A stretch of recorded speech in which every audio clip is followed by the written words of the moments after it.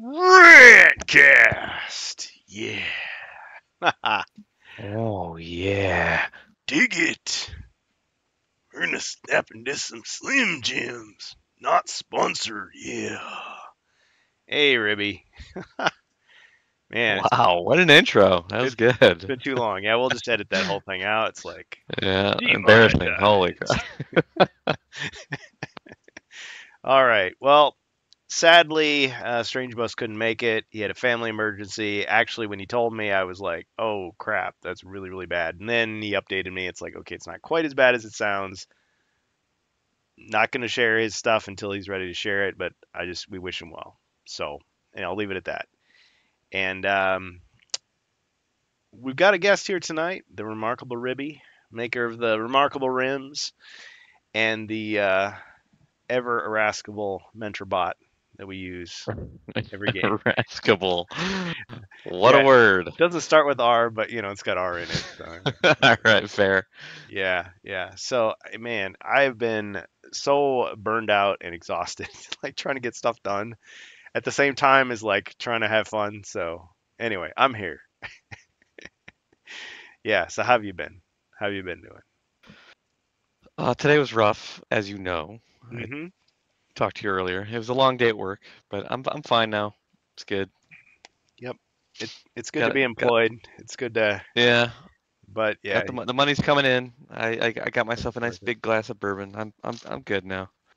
He's ready, folks. He's ready. Hmm.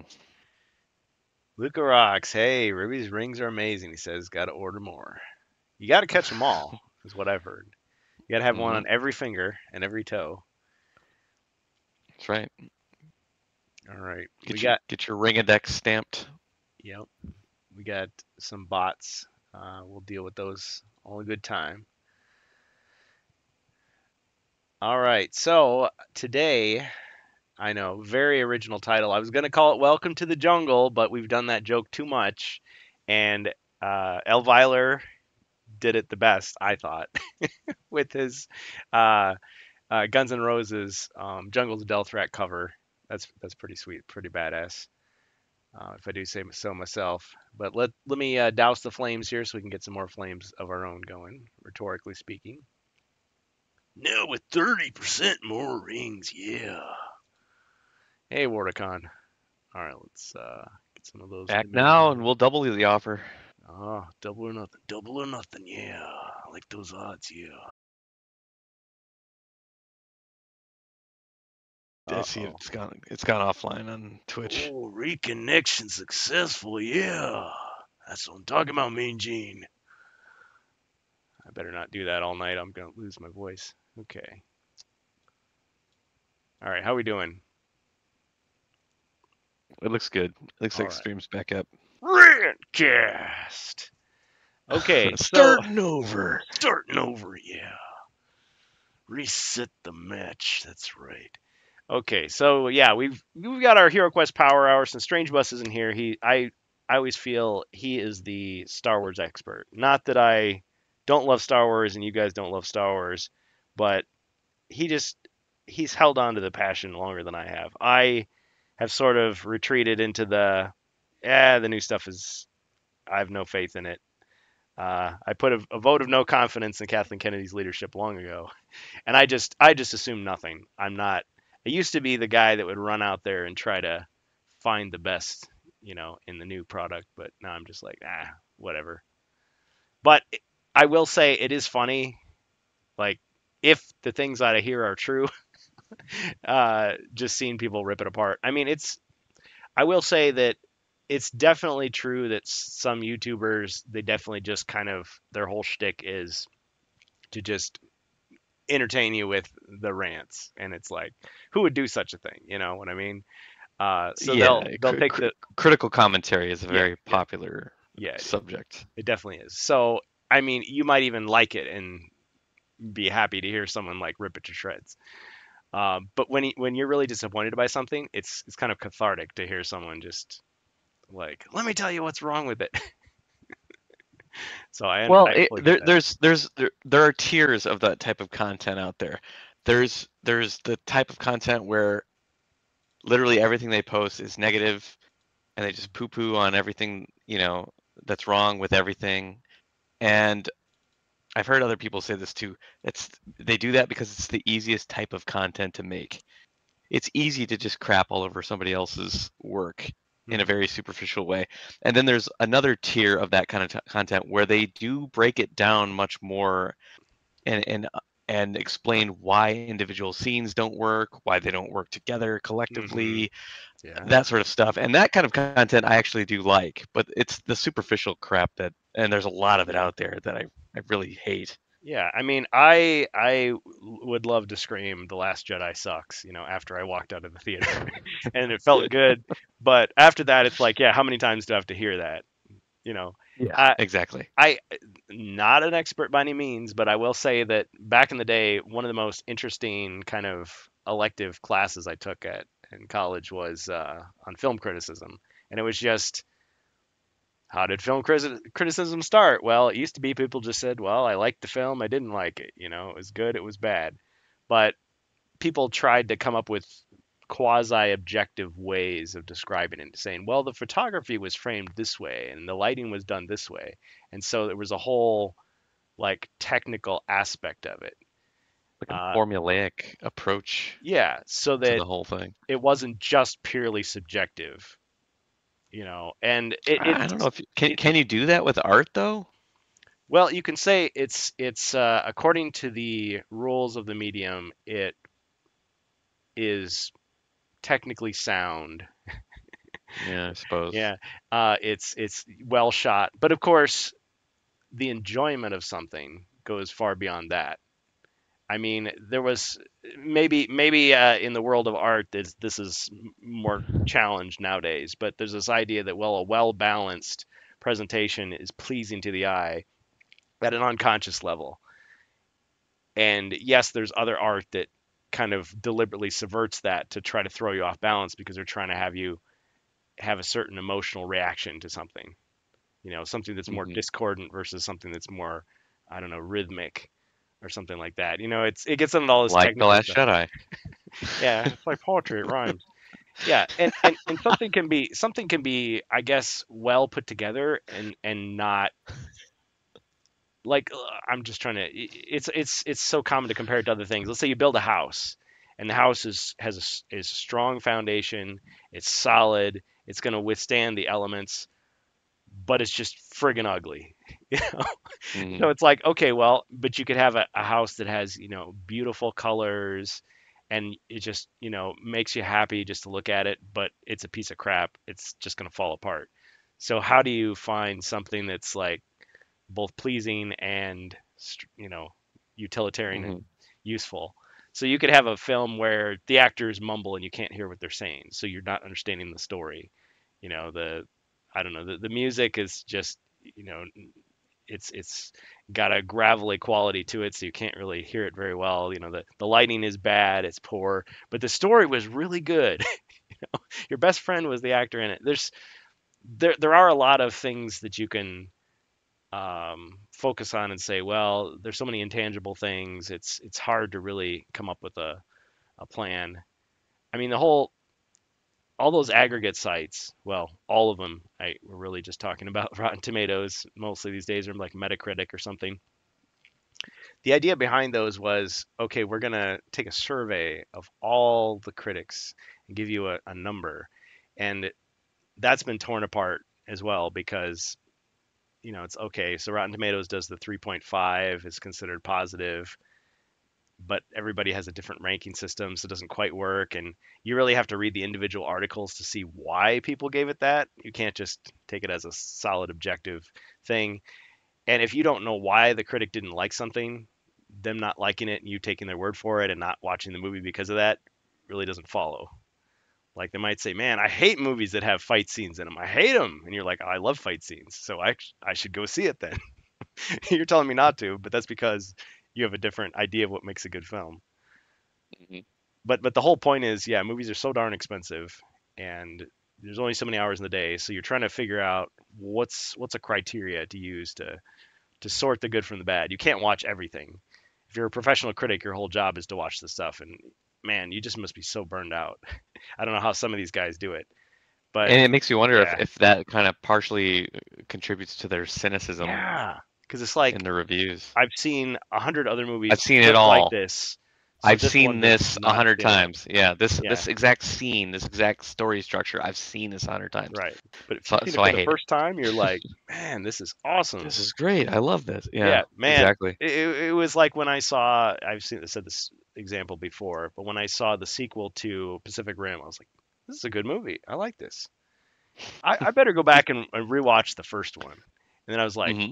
that sequel was a piece of trash because In really it was. comparison. Yeah, it totally was. It totally was. But Well, I'd hey, forgotten. Yeah. yeah, I saw the first one first, but we'll make a comparison that is relevant, I think. Hmm. You and me, we grew up with HeroQuest. Yeah, The we did. game blew our minds as a 9, 10-year-old. Like, wow, that's incredible. People coming into the hobby nowadays, 2015 or later, let's say, Hmm. give or take, they've got access to all kinds of crazy dungeon crawl experiences. So if they start off with that stuff, they start off with Gloomhaven. Well, Gloomhaven's not really dungeon crawl, but you get my idea. Yeah. And then they go back to HeroQuest and they look at that and they go, well, Ugh, it's kind of lame. It's kind of basic, isn't it? It's like, sucks. well, yeah, it is, but that's the building block. Yeah. So Why do people like retro games? Like, is it people who didn't grow up with them? Is it just yeah, because it's the cool thing to do? Like, man, uh, Super Mario Brothers, yes.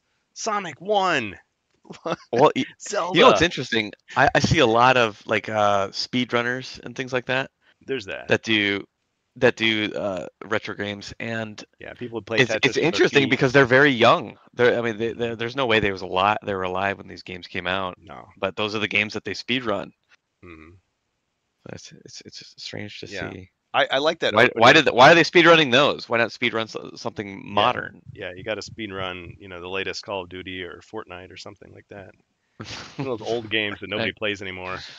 Oh Yeah, God, old yeah, news. yeah. Well, it's like I was watching some video, couple of different videos about how like people thought they'd reached the barrier of NES Tetris, and then they figured out a way to get even further, and it Oh makes me yeah, think of like the King of Kong, a Fistful of Quarters, like people still fighting over who can get the highest score in Donkey Kong, and it's like, King of Kong.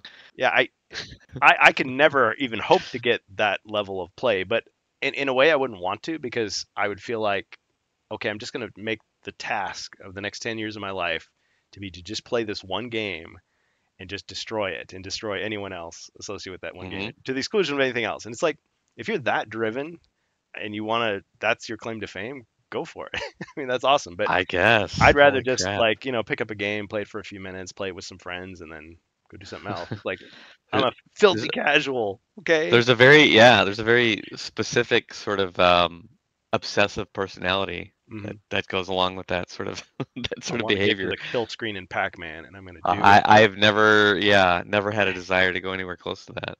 Yeah. Fun fact, I got a fun fact for you. Yeah. In my cupboard right now, I do have a bottle of Billy Mitchell's hot sauce. Ah.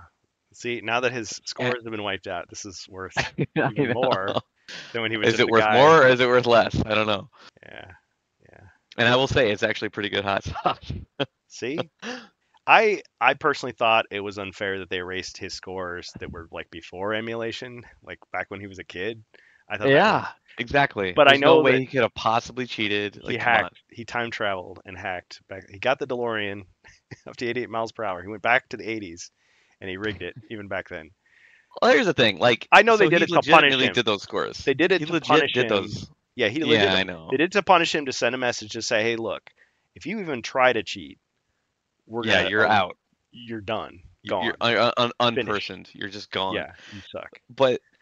But yeah, he legit did those things, and he legit was a trailblazer. But the problem was his ego just couldn't let it go Yeah, that someone would come along and be better. But it's like I'm it's gonna. just, It's easier for me to just grab an emulator and just like show you, and then, hmm but then I'll kind of like pretend that I'm not really doing that, and it's like then they dig a little deeper, and it's like, oh, okay, yeah, yeah, you can't do it. And he must have thought, oh, I can get away with it because of my reputation.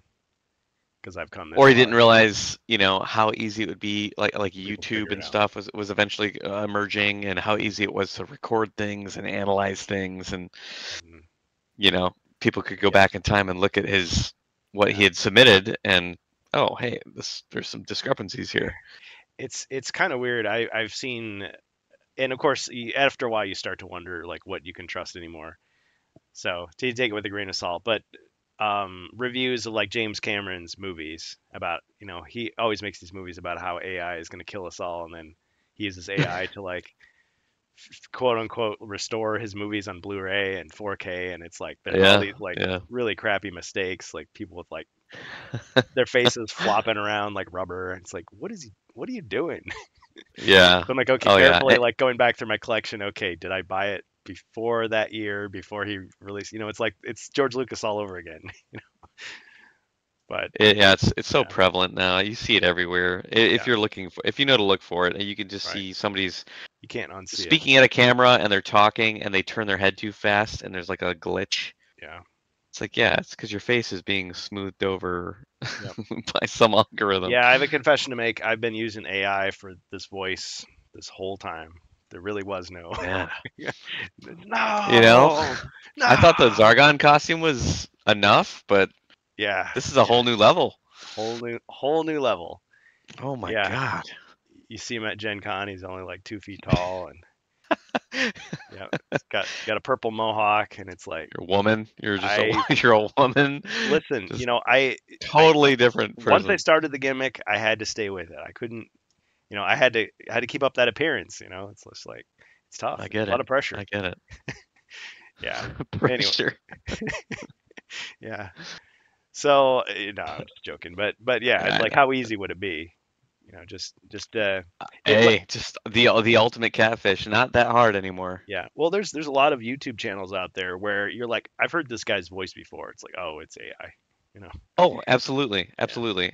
You can peruse Facebook, YouTube, Instagram, and you're just like, you look at someone, you look at this. There's like a model, let's say, it's just beautiful model, and you're like, that person doesn't exist.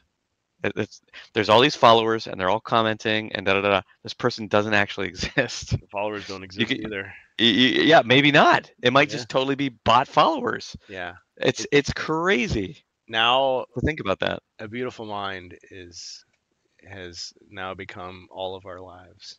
Yeah, You ever seen yeah, the movie? All right. absolutely. Speaking of that, I gotta block this bot here. Where's Oh, I Polsky didn't see with any the? messages get through, so Yeah. somebody's doing their job. Got one of them at least. Sweet.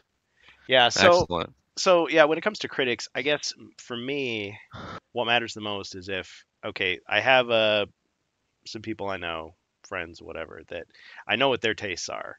I know they're going to be honest with me and stuff. So if they watch some movie and say, "Yeah, you should check it out," I mean, Hmm. it could still be wrong. It's like, okay, you watch this movie, you say it's great, I watch it. No, didn't work for me. Well, I can still yeah, respect that your opinion, but it's like, but I trust that more. Even if you didn't tell me sure. anything of why you liked it, it's like, okay, Ribby, I know what he likes, and he said it was good. He recommended it to me. I'm gonna watch it. I don't care Hmm. what anybody else says. Versus, 1,000 other critics or percentages Sure. or sales or awards, any of those But I other mean, metrics. you could equally apply that to online reviewers too. You get a sense of what they like, what they don't like. Right. So you're watching your favorite YouTuber, and he or she says this or that, and you go off that recommendation. So Yeah. Yeah. yeah, And I might be and like, they might and you might still have a totally different opinion than they do. yeah.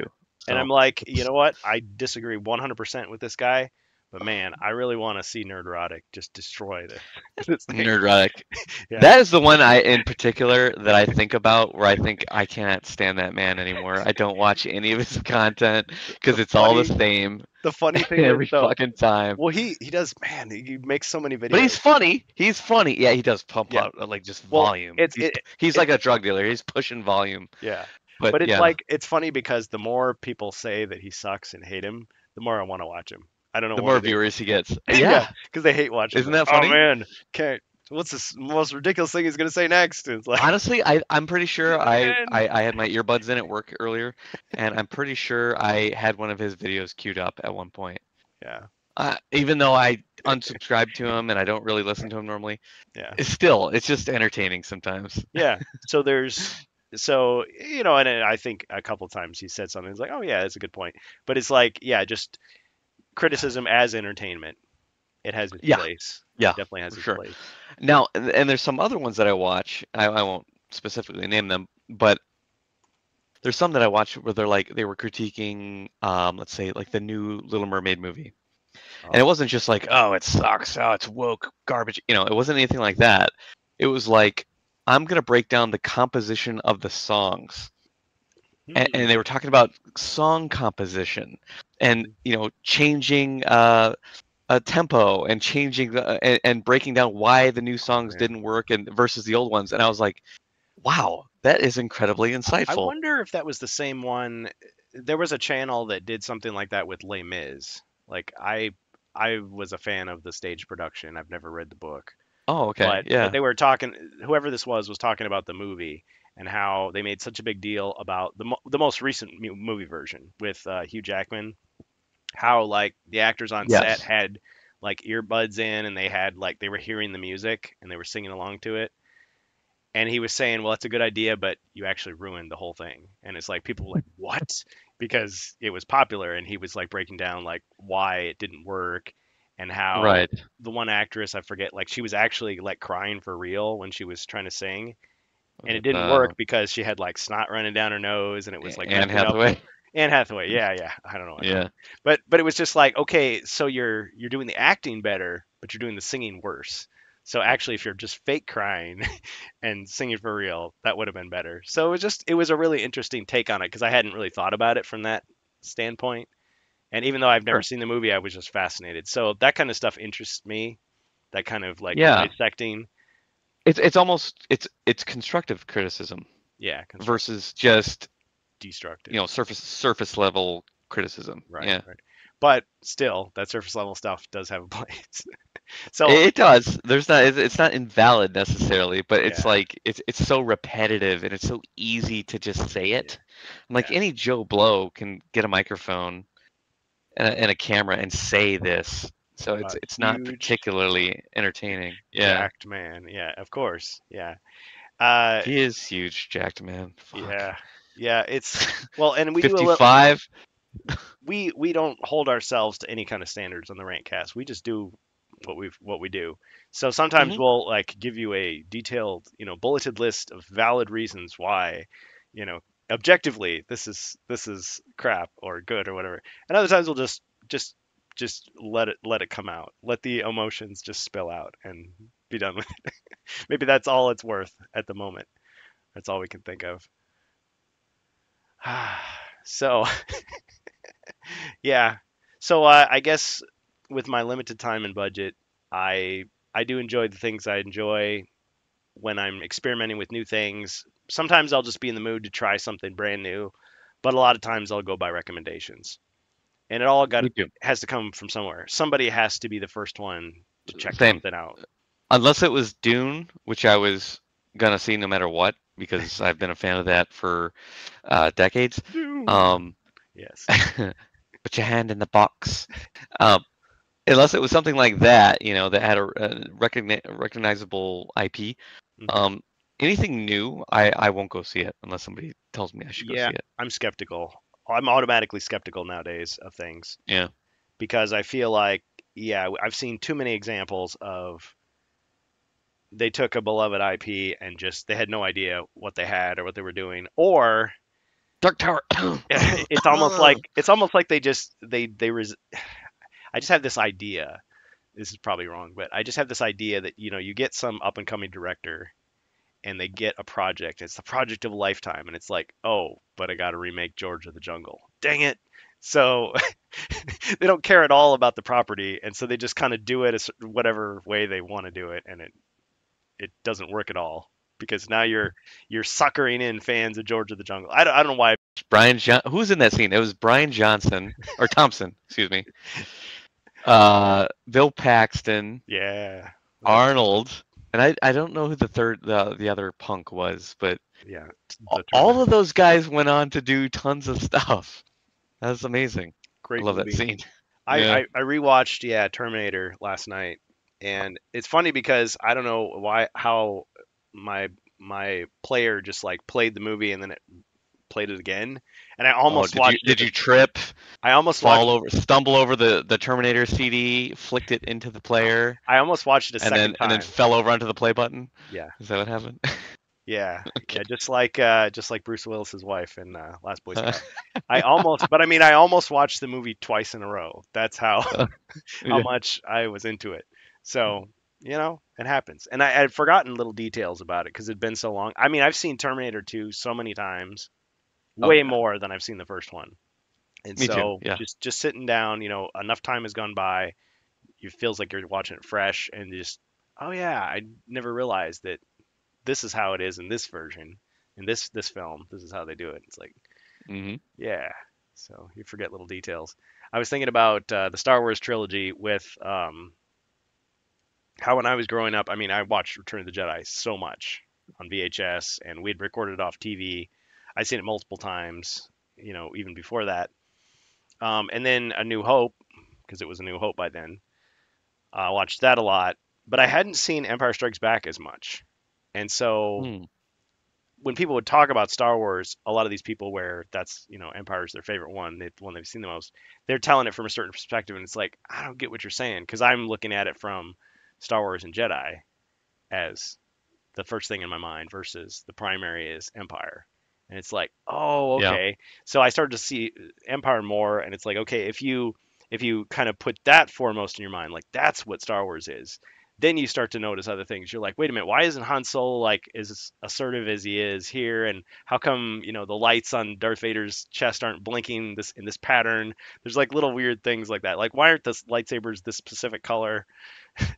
You know, because I was thinking about those film restorations that like fans have done, and then Lucasfilm has done, where they'll take like one shot from one movie and then try to make all the shots in all the movies look like that one shot.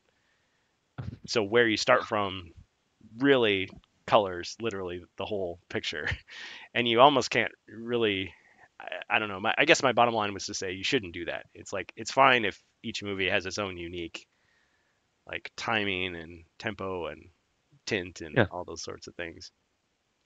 But I mean, Lucas kind of tried at one point to sort of make his films alike, and I guess that's happened to the Peter Jackson film, Lord of the Rings and Yeah. Hobbit films, where it's like you take one of the films and you say, okay, the other ones now have to conform, or like the Matrix movies, like the first Matrix. I'm all over the place, but you know how in the first Matrix, it's like, okay, Neo's in the Matrix, he's in the real world, he's in the Matrix, he's in the real world, whatever.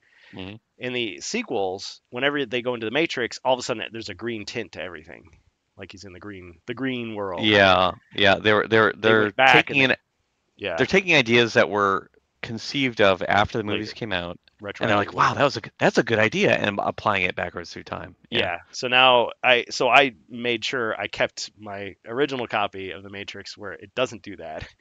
But then I Oh also have God. the revised version where it's everything's super green until you know Yeah. it comes out of it. It's like, whoa, whoa, Whoa. no way. Mixing movies, it's always fun. Yeah. So and with the Hobbit, I had not seen the Peter Jackson Hobbit movies. I've seen them. Let's see. I saw the first one twice because did see it in theaters. I've seen the other Hmm. two on video, and I know Bohemians disagrees. It's like all respect, brother, nothing but love, but I didn't like them very much. And I was watching a video where they were talking about how like anytime there's a flashback scene in the Lord of the Rings movies, there isn't this kind of like white gauzy like layer over it, but there is in the Hobbit movies. So like I guess in the latest 4Ks they've put that gauzy layer back over it, and it like takes a lot of the color and detail out of a lot of the scenes. And so you're like, wait, what? Why is it all crappy looking? So, and I even found out that the Blu-ray that I have of the Fellowship of the Ring has like this green layer over it. But I was super Oh. excited when I realized on my TV at least I can just turn the green gain down and it looks normal. So I'm like, oh, okay. So when I play this movie, I just got to remember. I mean, the movie's so good, it doesn't matter that much. But if you've seen it so many times, like sometimes that sort of takes over in your mind and you're like, oh, the colors are wrong. Got to fix it. Mm-hmm. Like, why is that dewback? The CGI dewback is not blending with the background correctly. I mean, Do back. I've seen The Wizard of Oz enough times that I feel like I've looped back the other way. Like I can watch it and my mind notices every single one of the like special effects errors and little Easter egg, slip ups and things, but I can Mm. still just kind of like put it behind me and just enjoy the film without worrying about it.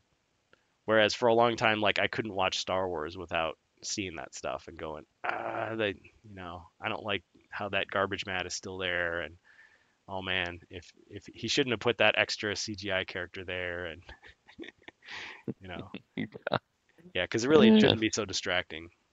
But not everybody is like us. Not everybody is a super fan who's going to do that. If you're just either going to watch it once and that's going to be your impression of it, or it's going to bother you and you're just not going to want to watch it, or it's going to ruin your experience. So there's a lot riding on a filmmaker like doing it right the first time, and then I guess kind of reading the room and giving people what they want. Kind of makes me think of HeroQuest.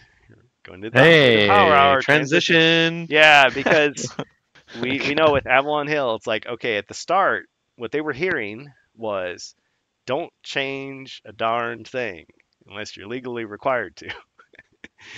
And it's like okay, well there are some things you can change. And here are some parameters within which we want you to change them and fans will accept it. So they kind of have to know when to do that. And with films, I think it's kind of that way as well. So it's like, oh, people want the non-special edition version of this movie. Maybe you should include it in the box set. Or you know what? People really hated this one part of it. Maybe you should work on that. Maybe you should clean that, restore that frame a little better next time. Give them the give them the alternate soundtrack that they wanted, whatever it is. Yeah. So the world of HeroQuest. What's been going on? I kind of feel like there just hasn't been a lot going on. Oh, no, the opposite. Oh wait, it's a Yeah, jungle out there. it is. It is. So, Happy Fridays kind of blew everybody away. He came out swinging. He had his video. He wasn't the only one there, but he really got a Is lot of that stuff. we're talking about Modena in Italy? Uh, Modena this the Play? UK Gaming Expo. Oh, okay, yeah. Yeah, yeah, this was the next one. Yeah, the Medina Play was where we got the cover graphic. That's right. It's Yep, just the cover. That's the right. real cover It's graphic. all blending together in my brain already. Yeah. I know, it happens. Yeah, because you get this, and it's always like, I just come back from a trip, or I just woken up from a deep sleep, and all of a sudden I've got all this stuff to like follow.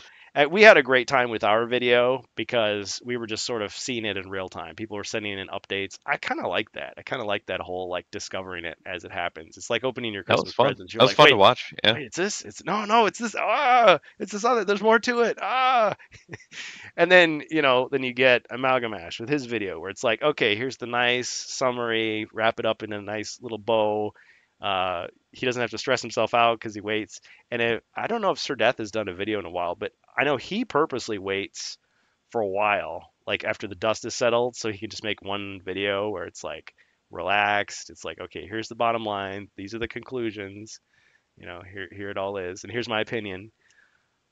Um, but Happy Fridays, he apparently almost to the degree where they were getting annoyed with him, the way he tells it, is that he was at the reveal, and the Avalon Hill lady was like, here's what you really came for, the miniatures, woo, and she like flips the book open, she just flips a couple pages, but I mean he was like turning page picture. He was like, the Watergate burglars, taking the pictures, like somebody arrest this guy. And he's like, oh, he was being all humble about it, like, oh, they were so nice, and I stepped on someone's toes, and I'm sorry, and um, but I did notice after the fact because I was just trying so hard to like get screen grabs of all the stuff and at least share some of it. Yeah. Giving credit. I'm not saying, well, I was there, I saw it. No, I'm just reporting I'm reporting on the reporter. But he only got like 4 quests out of the book. He technically showed us all of the notes, so you could just imagine in your mind. So it's that was kind of a cool thing to do because that way it's like, okay, you're a potential Zargon for this new HeroQuest expansion, and you're like, Okay, well, what are the gimmicks that they're giving me? I was gonna Okay, say, here's what it is. as a quick side note here, Yeah, go ahead. is this the first time in terms of a new quest book being revealed? I mean, there's only been two totally original ones, but Hmm. in terms of the new expansions coming out, is this the first time we've literally got like the whole quest book and pretty much all the notes and everything given to us in advance? I think so. I think Because this is I've read the whole thing, yeah. so I don't think I've ever done I, that before. you're ahead of me because I just glanced over it. I didn't read the whole thing, but Yeah, that's special. And I was almost like, well, you could just play it now. You just play it. yeah. But I'll just write it down, little yeah, screenshot, we'll do it and live. we'll do it live. But the quest maps are not there. But then I was thinking, well, but chances are, I mean, I know not everybody has a photo. Oh, HeroQuest fans. Here's the Oh, number of members. looks like Yeah, you're dropping on Twitch we again. are error. That headphone Oh, guy is and super it's awesome. back. And we're back, RANTCAST. Yeah, talking about So if I right positive click things. server profile, no. That's just where I can edit my name on the Should we be server. showing visuals for this? We need a visual aid. Server setting overviews. Okay, so this is the Discord app, Darn or it. is this Discord in a browser? Desktop. Desktop, stovetop. Okay, I'm trying to figure out where it shows the number of members. yeah. Well, what I was saying earlier was, as HeroQuest fans grows on Discord, I worry about maintaining that Yeah. comfortable, happy community atmosphere when we're just gigantic. How many moderators are we going to need? Like one per 1,000 members, or something like that, something crazy. Uh, so anyway, I guess that's kind of a concern, but I hope it continues. And I Yeah. realize we can't. Like we had a recent meeting. I'm not going to go through all the stuff. Like we talked about. Oh, okay. So what kind of stuff? What should our approach be moving forward? How should we handle things? And it's like that's going to be the case no matter what. Like as we get bigger, we just have to think Yeah. about that. It can't just be like because I think when I started, I thought, well, I'll just Shadzar talked me into it. It's like, oh, you got to use Discord, and I was like, oh, I don't know how to use it. And he's like, ah, don't worry, I'll take care of that. I'll just make it and give it to you. But I was kind of thinking like, oh, it's just a fire and forget. It'll just be there in the background. And when I'm ready to stream, I'll just post something up on there and tell people that it's going. And it's like that's kind Mhm. of I saw it in a very utilitarian kind of way. And then it was like, oh, this is great because then I can like get people to play games with. This will be nice. So again, it was kind of like my personal playground. But as it grew, it was like, oh, it really can live into the name HeroQuest fans. It could just be for anybody.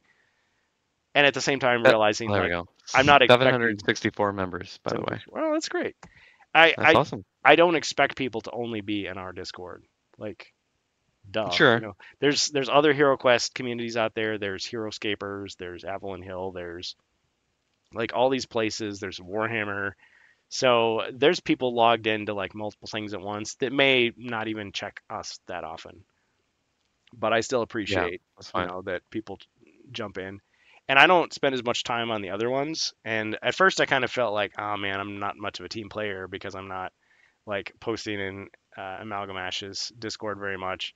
But then I thought, well, but I'm running my own. I could be like I don't want to be an absentee landlord kind of thing. Sure. Uh, but at the same time, it's not the Kurgan show. So I mean, if I'm not there, and I like the fact that I could be gone for weeks and come back, and the conversations are still going. They're still going.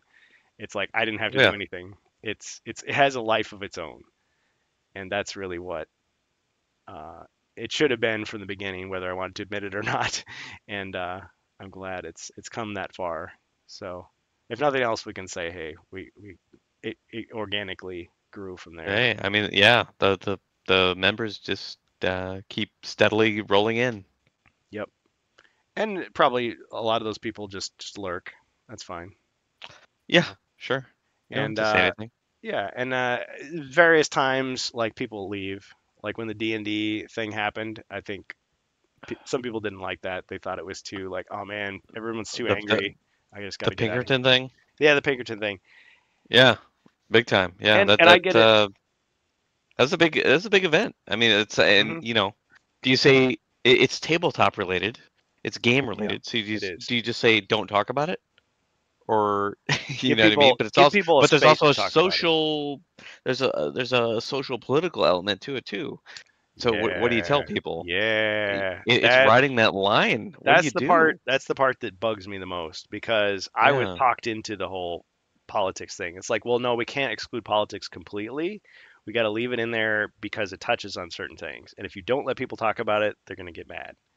It's like, sure. but if you do let But people then if talk you about let it, people talk about it, they're gonna get mad. they're going to get mad. And because it's kind of like a little kid hears two adults yelling in the room, and it's like they want to leave. They don't. It doesn't matter what you're talking about. It's just the loud voices. They don't No, like it. you can't leave. No, no, you got to stay until I've You won this. sit your ass right there until we're done. Yeah, it's like, oh wow, yeah. So it's like I get it, and then there's also where it's like sometimes people just exclude themselves from the discussion on purpose because Sure, it's like I do all the time. whatever I say, it's not gonna advance the situation. I already know what I feel. It's not that Yep, important that people hear what I have to say. I know. I do it all the time Yeah, in my own private discords. I do it in this Discord yeah, yeah. all the time. I'm just like I'm just gonna sit back and just let Yeah. people talk. It's funny because as much as I rant online, uh, in a lot of my personal life conversations, like, yeah, there's people I can rant with, but there's other people where it's like, I'd rather just listen. Like, they don't need to hear, like, they have something they got to get off their chest. I'll just be the one, I'll Just just be let their them do sounding it. board. Yeah, right. Rather Sure. than like, well, let me tell you, like, I have 3 points for each one Let me point tell that you you've something, made. brother. Let me tell you Yeah. something, Jack. Yeah, yeah. Hulk Hogan. Right. So if you can do that give and take, it's nice. And I've enjoyed the fact that sometimes I'm on the Discord, because sometimes I work from home and there's just nothing going on. So it's like I could be on the Discord at the same time as long as nobody's asking for my help. And it's like somebody's just in there. It's like, why are they in there? It's like, let's just see what they want. Hey, how's it going?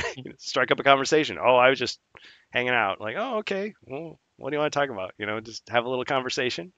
That's Yeah. cool. It's like I like that because it's a definitely different dynamic having that verbal conversation versus like a forum where you're waiting for the reply or the chat. Yeah.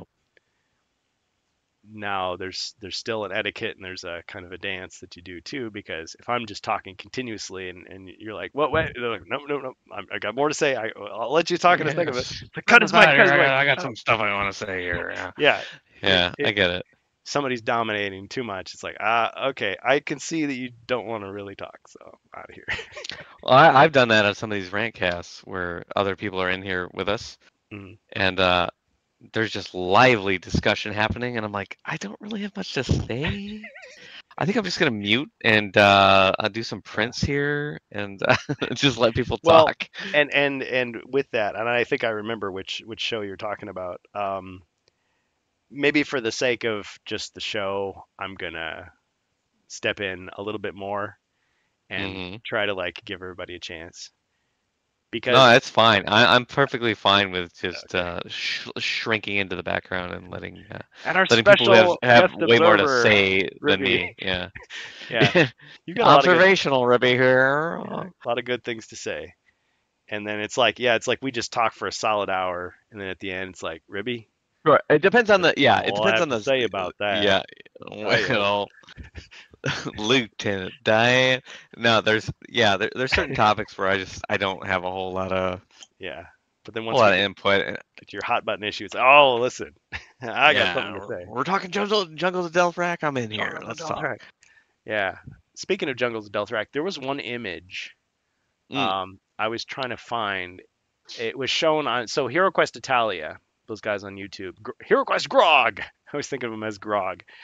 yeah. I got to put the subtitles on, but they were showing pictures of the tile sheet.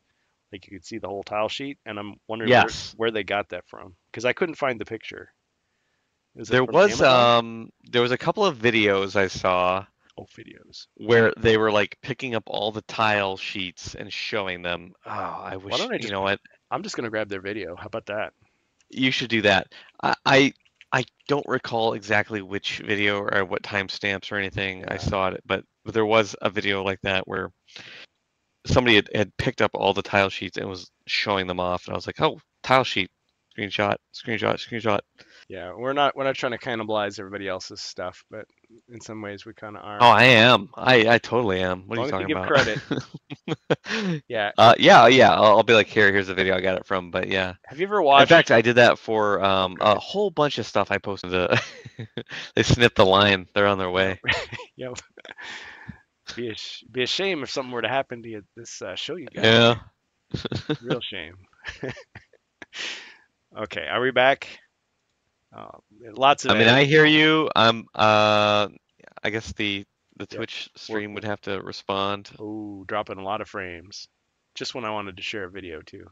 See, it's because I said that. Darn it. Okay. How is the connection?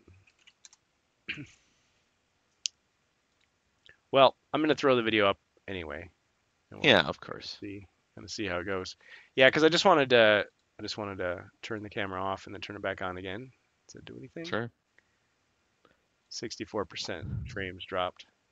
Oh me, oh my. Of course, sometimes it looks really bad on the Discord, but then in actual playback, it's fine. So Yeah, it depends on how it quite buffers to each service. okay. Have you ever watched and listened to Christabel's intro? Guardia De Morcar, and it's like playing those, yeah, That's the heavy metal. channel, Yeah, LaGuardia. De Morcar, Spanish one. I've tried to watch it. I just don't have the attention span for it. You So need the subtitles on. But yeah, this whole intro, he had. I don't know if it's AI generated or if he got someone to record a song or if it's. I don't think that's him, but it's like people singing and like playing music. It's pretty. It's right, pretty cool. It's pretty cool. I like it. I like it a lot. yeah, Yeah. So this is HeroQuest Italia, HeroQuest GROG on YouTube, and we're gonna jump ahead because we're talking about Jungles of Delthrak. So we got Mateo and Glow. These guys are great. And I'm not going to put the subtitles on, but I just want to try to find that image. Oh, the map of the realm. What the heck is this? I have not seen this. Is that fan made? I'll just say I love that there's such a huge Spanish speaking like HeroQuest fandom out there. Because I always think of HeroQuest as like this European slash Well, American thing. at You know what I Italy, mean? Spain. I mean, And we're talking yet, about Europe still. Yeah. yeah, and But yeah, oh, you think yeah, Europe. UK, and then it was copied into America, and that's it. It's like, Yeah, actually, and no. yet, I've gone on Twitch a few times and I've seen like fully Spanish speaking HeroQuest streams with like 20 or 30 people watching and tons of Spanish speaking or yeah, European, Italian or whatever Telegram. Telegram. speaking stuff, and I'm like, wow, that's so wild that It's a global. there's so much more going on than I would have ever imagined. Yeah, It's it's a really cool. bigger. I wish, and maybe so I'm kind of a noob with this sort of thing. Oh, he's got an aliens T-shirt. That's cool. Uh, squirrel. So I wish that there was a feature like this in Discord, or maybe there is, where like people could just post anything in their own language, and it would just have like a translate button. You just translate it. Oh, yeah. Because yeah, I feel like we do have some bilingual speakers from Spain and Italy in our Discord that Which regularly contribute. yeah. Yeah, so His Bizargon, So say I feel like Mimius. we Yeah, did that on purpose. Got those people in as mods to yeah, because it's like okay, be we're that bridge. we're gonna be sleeping and they're gonna be there to like yeah, Yeah, right. yeah. But I think Watching it that's so live. cool. I wanna be able to have those games that we never would have been able to have back in the day of like yeah, people reaching across continents from and then sharing their stories of HeroQuest, Yeah, what they had. exactly. Yeah, because I'm not good enough with languages that I could like figure all this stuff out. I'd have to spend a lot more time. Okay, here it is finally. Okay. Timestamp 1 hour 43 minutes 58 seconds. So they're looking at the tile. So we've seen these before. We just haven't seen them on the sheet and they're giving analysis. So you got the dinosaur skeleton and what am I looking at here? I don't even know. So yeah, credit to these guys. Okay, yeah, the rooms we've seen. So what's your impression overall of this pack? I mean, other than it's full of The stuff. overall pack, Yeah, yeah. and it's got a lot of quests. We've talked about that. The choose your own adventure aspect of it. I will say, um, I was really excited about the first off the totally unique monsters. I'm a big fan of just Hmm. varieties of monsters. Yep. We've had enough packs where we've gotten repeats of stuff that we already have. And to be fair, we do get So repeats here, but mostly new. yeah, and that's okay. That's fine. Um, but getting new stuff like that was great. Well, Um, these are the spawnlings. These yeah, tile-based monsters. Yeah. several new types of monsters, Mhm. two new heroes, which is unprecedented, except for in the core game. Or yeah, if you got Mythic. Um, yeah, lots of variety. Of course, new mechanics with spawnlings and everything. Yeah, I mean they added a ton of stuff into this, and it's awesome. The thing is, we can look at the mechanics and stuff and say, okay, we got all this, we got all that. Is it going to be fun to play? I don't know. It matters in context. Yeah, Yeah, yeah, as much as I have loved and enjoyed playing Rise of the Dread Moon, I feel like they just scratched the surface with the gimmicks. sure, And I sure. think It's some of it was on totally new. purpose. It was just like, but I mean, you think about the game system was kind of that way. It's like, oh, Sir Ragnar, the prisoner, and it's like they only use that concept once, and then Here's yeah, yeah. yeah, Well, well, what I here's was I what teleporting around the board only once. oh yeah, the castle mystery. Yeah, Yeah, but I was thinking about that, and I was like, man, I really hope they do a really whole crazy variety of new quest mechanics in the quest books. And so mhm. as I was reading through those quest books, as I was going through the Grab that bag of whatever ideas, video it was, whatever, I was like, there's not a ton of Happy new, Fridays, yeah, not a ton of new mechanics that they really came up with other than the whole um the base mechanic. choose your adventure type thing Yeah. is what I was thinking of. Okay. So I was like, I mean, it's pretty cool, but I was hoping to see more like unique, per quest mechanic type things that they came up Yeah, with. I get what you're saying. And I guess I kind of came across as like I was skeptical of Rise of the Dread Moon when it came out because I was critical of some of the generic rules. Like I thought, Yep. why are you giving spells to Chaos Warriors? That's kind of weird. Like why not just do that in the quest notes?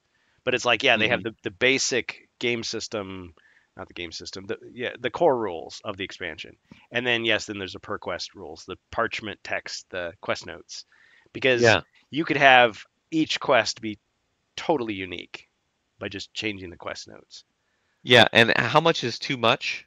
Because How you've much only got is so much like overwhelming space. the player? Yeah. Yeah, And because or Zargon's got to read it all, Zargon's got to read it all, remember it all, and try to conform implement the it. players to it. Right. The players got to try and remember that. And if you Mhm. do it too much, too often, and it swings too hard in any one direction beyond the base game, it's jarring for the players. I You're right. remember that I was dealing with You got to with ease them this in into it. Ease them into it. yeah, it was either Keller's Keep or Prophecy of Telor, I can't remember. There was a mechanic where when the players searched for traps, Hmm. they would only see the closest trap. That sounds In like like a Forsaken was it Tunnels, Keller's? Forsaken Tunnels of Zelzor.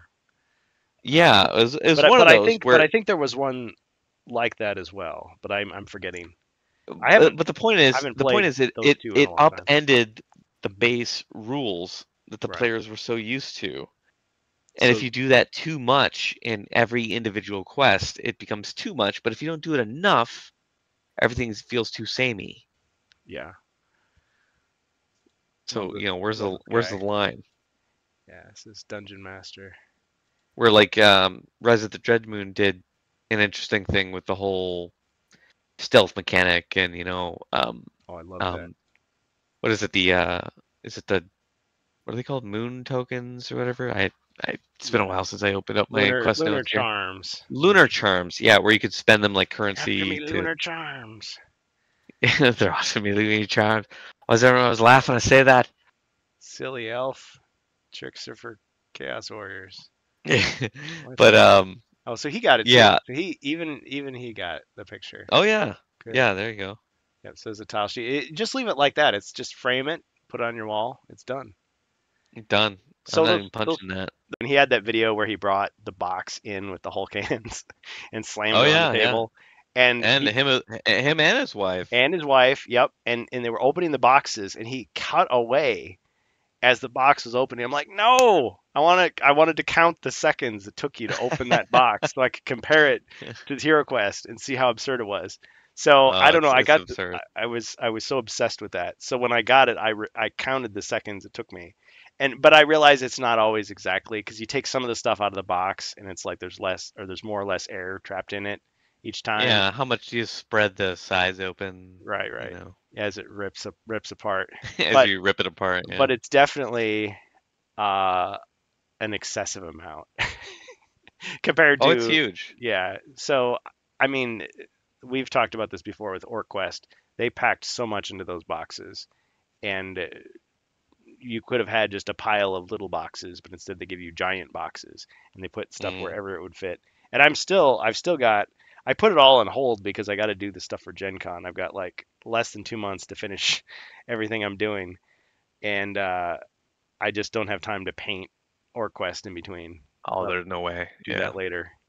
I mean, I'll just have cardboard flats all over my lawn, just like spray painting the I stuff. don't even think OrcQuest is my thickest box, to be honest. Mm. Now that I'm looking at it. He's got a thicker box It coat. might be. Yeah, Well, Deep Rock Galactic might be thicker, but yeah, dang. that's a thick one.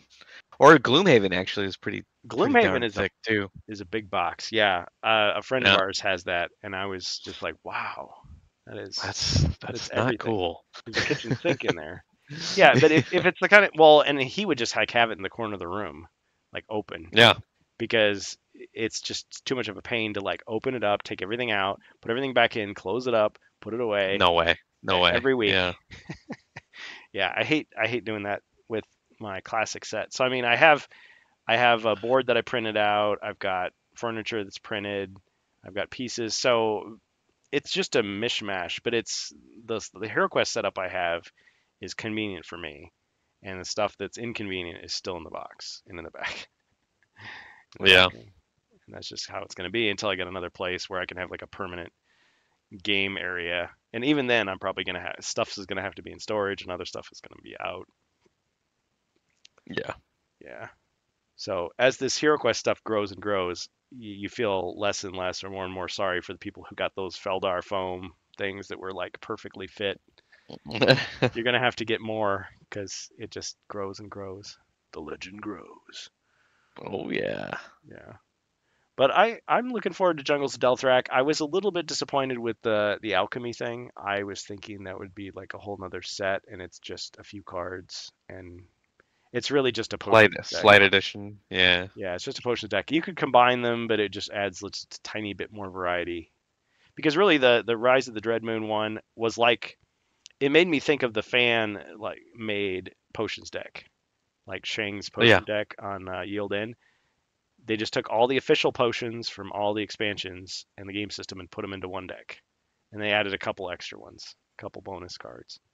And so they're moving that direction with HeroQuest of just saying, yeah, instead of just having them in equipment and some of them in treasure, it's like just put them in alchemy.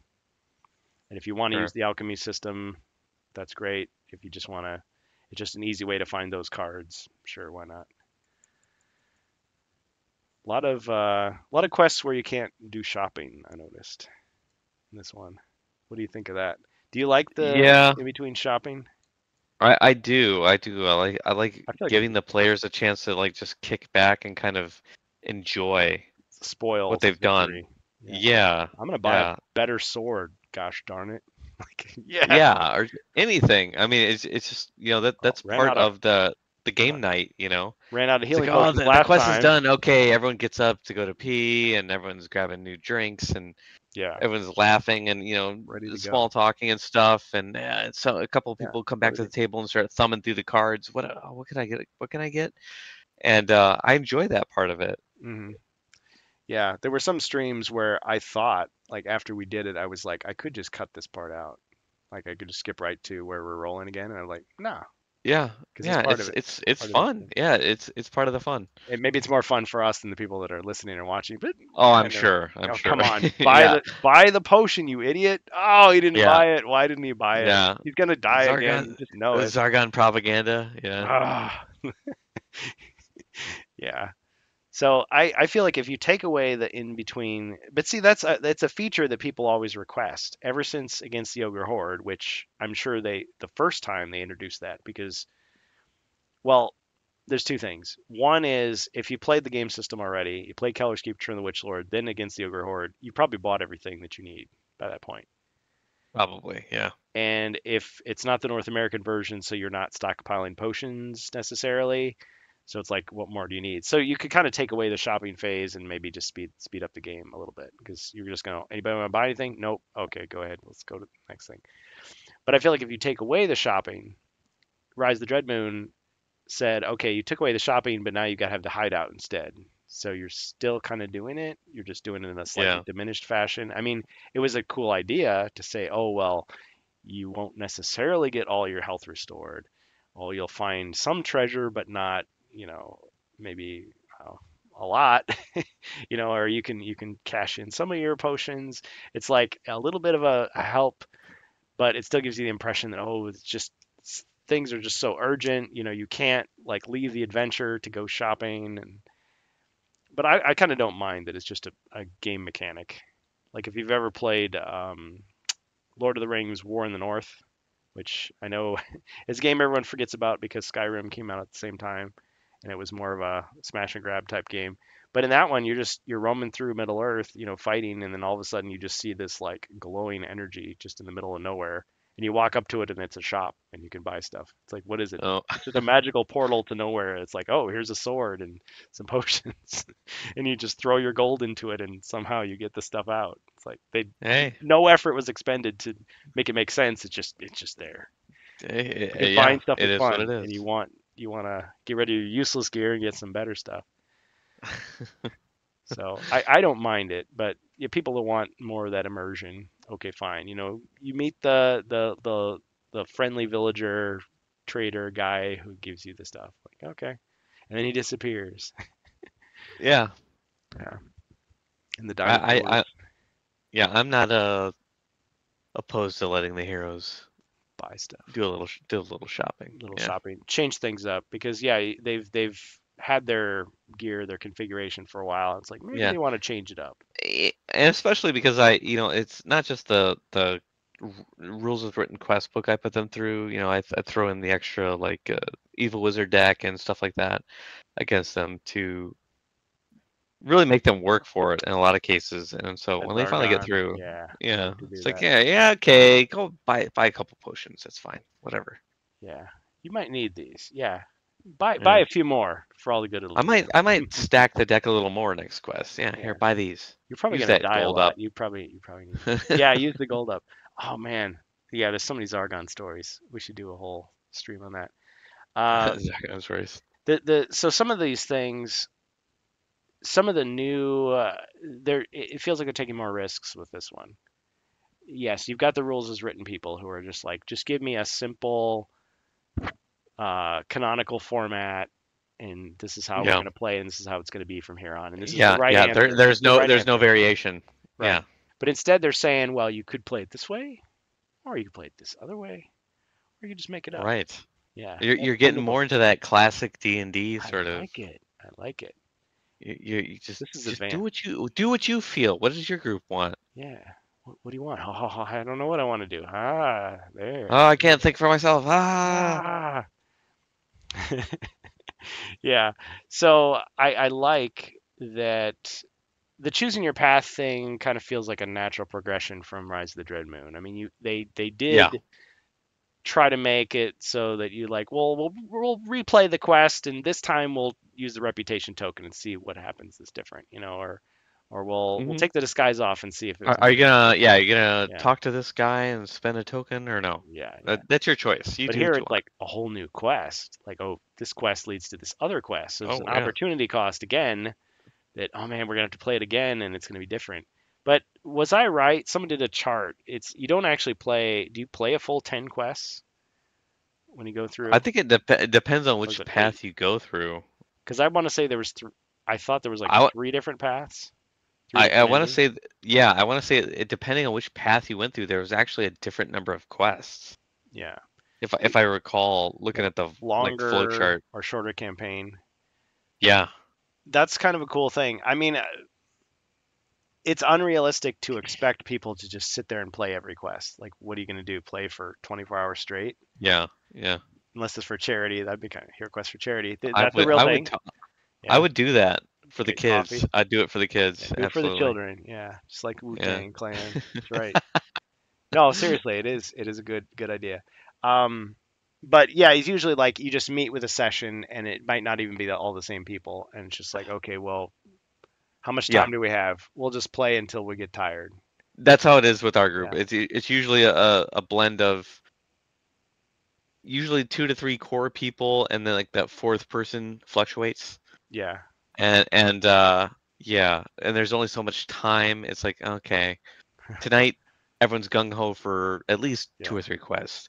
Okay, yeah. no, tonight only Still one hot, quest, still and we going want to go well. Let's play do something another one. else.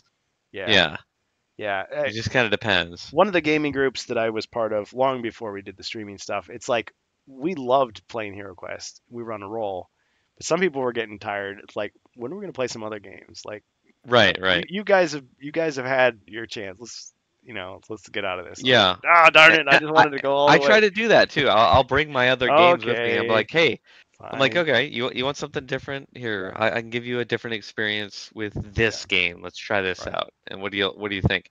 And honestly, for the most part, people end up coming back to HeroQuest. At least in my Yeah, group, they do, because there's like, you know what? Yeah, this game's it's cool, it's different, but man, it's so complicated, and there's this going on and that going yeah. on. Like, can we just go back to the simple stuff where I can You just throw some deliberately, dice? you deliberately give them a more complicated game so they come crawling Yeah, back to HeroQuest. yeah, just See, begging. see, it Yeah, wasn't good out there. It's only good here. Come it's back to dangerous out there, right? Come back into my stay loving within embrace. the HeroQuest cult. Yes. Yeah, right. Yeah. Well, at GenCon, I'm thinking. So GenCon, I'm going, and my friend, my good friend, who encouraged me to go first time, Yeah. he almost sat me down because I could tell he was or have met before or want to. Connection disconnected. Yeah, wait for it to catch up. Yeah, so there's gonna be more of us, and so we can play with each other, Mhm. talk shop, and then there's the Avalon Hill stuff, so we can see how their Zargons are doing things, and there's other gamers that are doing their own thing there, pickup games, you know. So Yeah. so even within just if you were just playing HeroQuest, you could still experience it many different ways. But Yes. we're gonna do other stuff too. We're gonna try to do laser tag and I don't know whatever costumes. Probably throw down some more quests and Yeah, the little Space Crusade action. yeah. If Oh, I can I'm get, down. it's like Yeah, I'm gonna be. absolutely. I mean, it's gonna be so shameful if I get there and like half the stuff is like not painted. It's like, oh man, you had distracted, Ah, didn't you? Yeah, nobody cares. Yeah, nobody nobody cares. cares. Who cares? Yeah, I've painted. I got all these Warhammer 40K pieces. I'm like, dang, Space Crusade 1990. They really gave you a lot of good stuff. Like they gave you just a variety of 40K weapons. I cannot find a good replication of that. Like, Dude, here's your base marine, add yeah. this weapon, add this weapon, add this Yeah, weapon. they don't Here's have your it. commander, add You're this weapon, you're add gonna this weapon. spend a lot They don't of do it. cash because it's all different sets. It's like that's not Different how characters, yeah. We don't want 40 to send you a character where you can swap out the weapons. 40K We is want to not sell you 5 different characters. 40K is not like that. Yeah, yeah. You have to get a squad of like devastators that all have like one type of heavy Yeah, weapon. Then you got to get another squad where they have flamethrowers. You get another squad, and so it's like you buy all these squads. You can't just have like 5 guys with just a pile of weapons that you can swap out. And so yeah, that's why Space Crusade is so cool and why I wish it was still in print because then you could be like, these are all these possibilities. Oh, you want more of this? Oh, well, then you go over here and you buy all these expensive yes. Yeah, right, 40K right. And boxes. That's how they and get you. here's the rules to incorporate all this stuff. Yeah, you Yeah. want to play more complicated with that. Yeah, but I'm glad I got that versus the more popular Space Hulk because Space Hulk doesn't have all that. variety. It's you versus Gene Stealers. It's a popular game. It's cool. It's fun, but it doesn't have. It's like the Jungles of Delthrak of Yeah. that game, to use the comparison. And I'm getting back off. So I wanted to say a few things about these rules here. So we've got Yeah. the multi-phase enemies again against the Ogre Big Horde. fan. Big fan. Cool. I'm getting Video gamey huge thing. World of Warcraft vibes Yeah. This is his from the final from the form. multi-phase enemies, because this is something that I don't recall ever seeing until I played. It's probably in games before that, but Yeah, as it's far in as lots of video big games. MMORPG games, I remember seeing this a lot in World of Warcraft, where you get these Wolfenstein, multi-phase enemies. Wolfenstein Yeah. 3D had it. I mean, lots of games. It's like, oh, you beat the boss. Nope, he comes back. He's, Oh, now he's he's got got a a new. skeleton head. He's got a new Yeah, yeah. gun. Yeah. He's flashing other colors and his attack pattern has changed completely. Yeah. Yes. So doing it in that's what I was going to say about the game night. Yeah. So at game night you're playing HeroQuest, you play some other game, then you come back to HeroQuest. Sometimes things from that other game influence the HeroQuest experience and vice versa. Sure. Yeah. So like I know you were playing all this Orc Quest and then you're coming back and playing and saying, "Oh, and I think you and was it Jason that was doing it? Somebody was saying like, "Oh yeah, and I'm forgetting I got to turn around and I don't have to use an action to do that." And it's like, "What are you talking about?" Yeah, it's Or like like there's no there were there's no things that you danger were saying. zone Yeah, there were things that in you were in saying. front Oh, of I can you. retreat. I can just run away and he can't hit me back. Yeah, I can walk away Yeah. from an enemy that's Like, what are looking you right at talking me. about? What? But What? but You but can't what do you're that. but what you're kind of doing in real time is you're saying, "Oh, these cool things that I saw in this other game, Orc Quest, I could easily implement it in HeroQuest." Sure. Or vice Yeah. versa. Like, well, this thing in Orc Quest is kind of clunky. I could do it the HeroQuest way over here if I wanted Right. to. Streamline it a bit. Yeah. Yeah, because I was kind of thinking of that when I was trying to play uh, Cyberpunk. I was like, I don't this combat. I don't have it down. I kind of just want to get the HeroQuest dice out and just play it like that. But I mean, I'd have to assign value. Okay, how many body points does he have? How many Yeah. defense dice does he have? But you could translate it and it'd be simple. I was like, oh yeah, I understand that system. That's easy. It's quick. Okay, so monsters without mind points. So they clarified that you just can't use it on them because I never really thought about that. But in the European version, you could interpret it the other way, which is to say, oh, sleep is actually really good against undead because they have no defense against it. Like it just Yeah. instantly Yeah. wipes them And out. when and when I read that, I immediately think of and I go back to this um um game all the time, which is Descent, Descent. where if you attack certain monsters that have to perform a skill check to Hmm. resist a certain effect, and there's only like 4 effects in Descent. It's like stunned, poisoned, diseased, immobilized, or something like that. Oh, so you don't have to buy all those rings that say like Yeah, yeah. But confused, if cursed. you ever do something to one of them that requires a skill check, monsters don't have they don't have stats the way heroes do,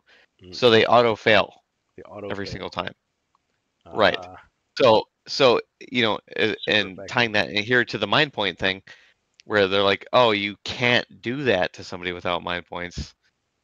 Yeah. Descent treats it the exact opposite.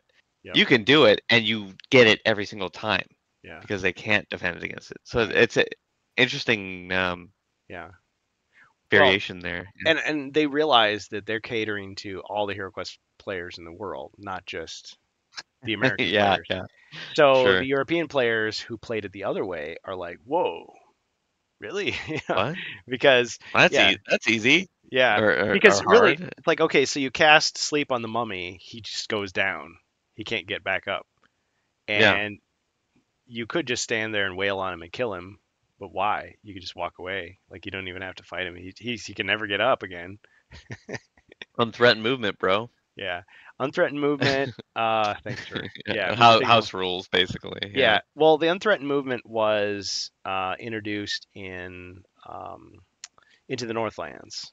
So that was their That's attempt. right. That's right. They Yep. did officially I introduce that. loved Into the Northlands. That was such a cool thing that Avalon Hill did, and it told me these are the guys. These are the right people. What do you think? Okay, which rules? Oh, so we've got the heroic. we've got the story, and the standard. So standard is how you always play.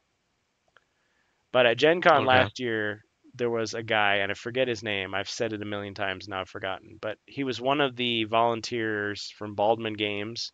So he was wearing the gray Avalon Hill shirt instead of the red. He was demoing Nightfall, and he was using these rules. And I just Oh, assumed that they were like, oh, that's his house rule. That's really cool that they just let him do whatever like he wants instead of the official. prototyping it even that Yeah. far back. Yeah. So they must have liked it. And it was a very video gamey way to play. It's like, oh, you didn't use your potion. Oh, you're at one body point. Oh, you're at zero. Your guy's incapacitated now. Now you have one round for someone to go over and administer a potion to him to save him.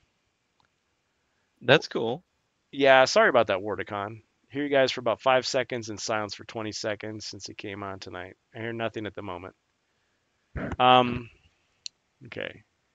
Go ahead, say something, Ribby. Something Ribby. Something, Ribby. Say it again. Very clever. Okay. So, yeah, we're gonna have to do some editing. I'm sorry about that. I don't know what's Hmm. causing it. It goes back to the Pinkertons comment. They're playing with the wire. Oh, he said it again. They're sawing on the wire over there. Yeah, they're Yeah. sawing through it. Yep.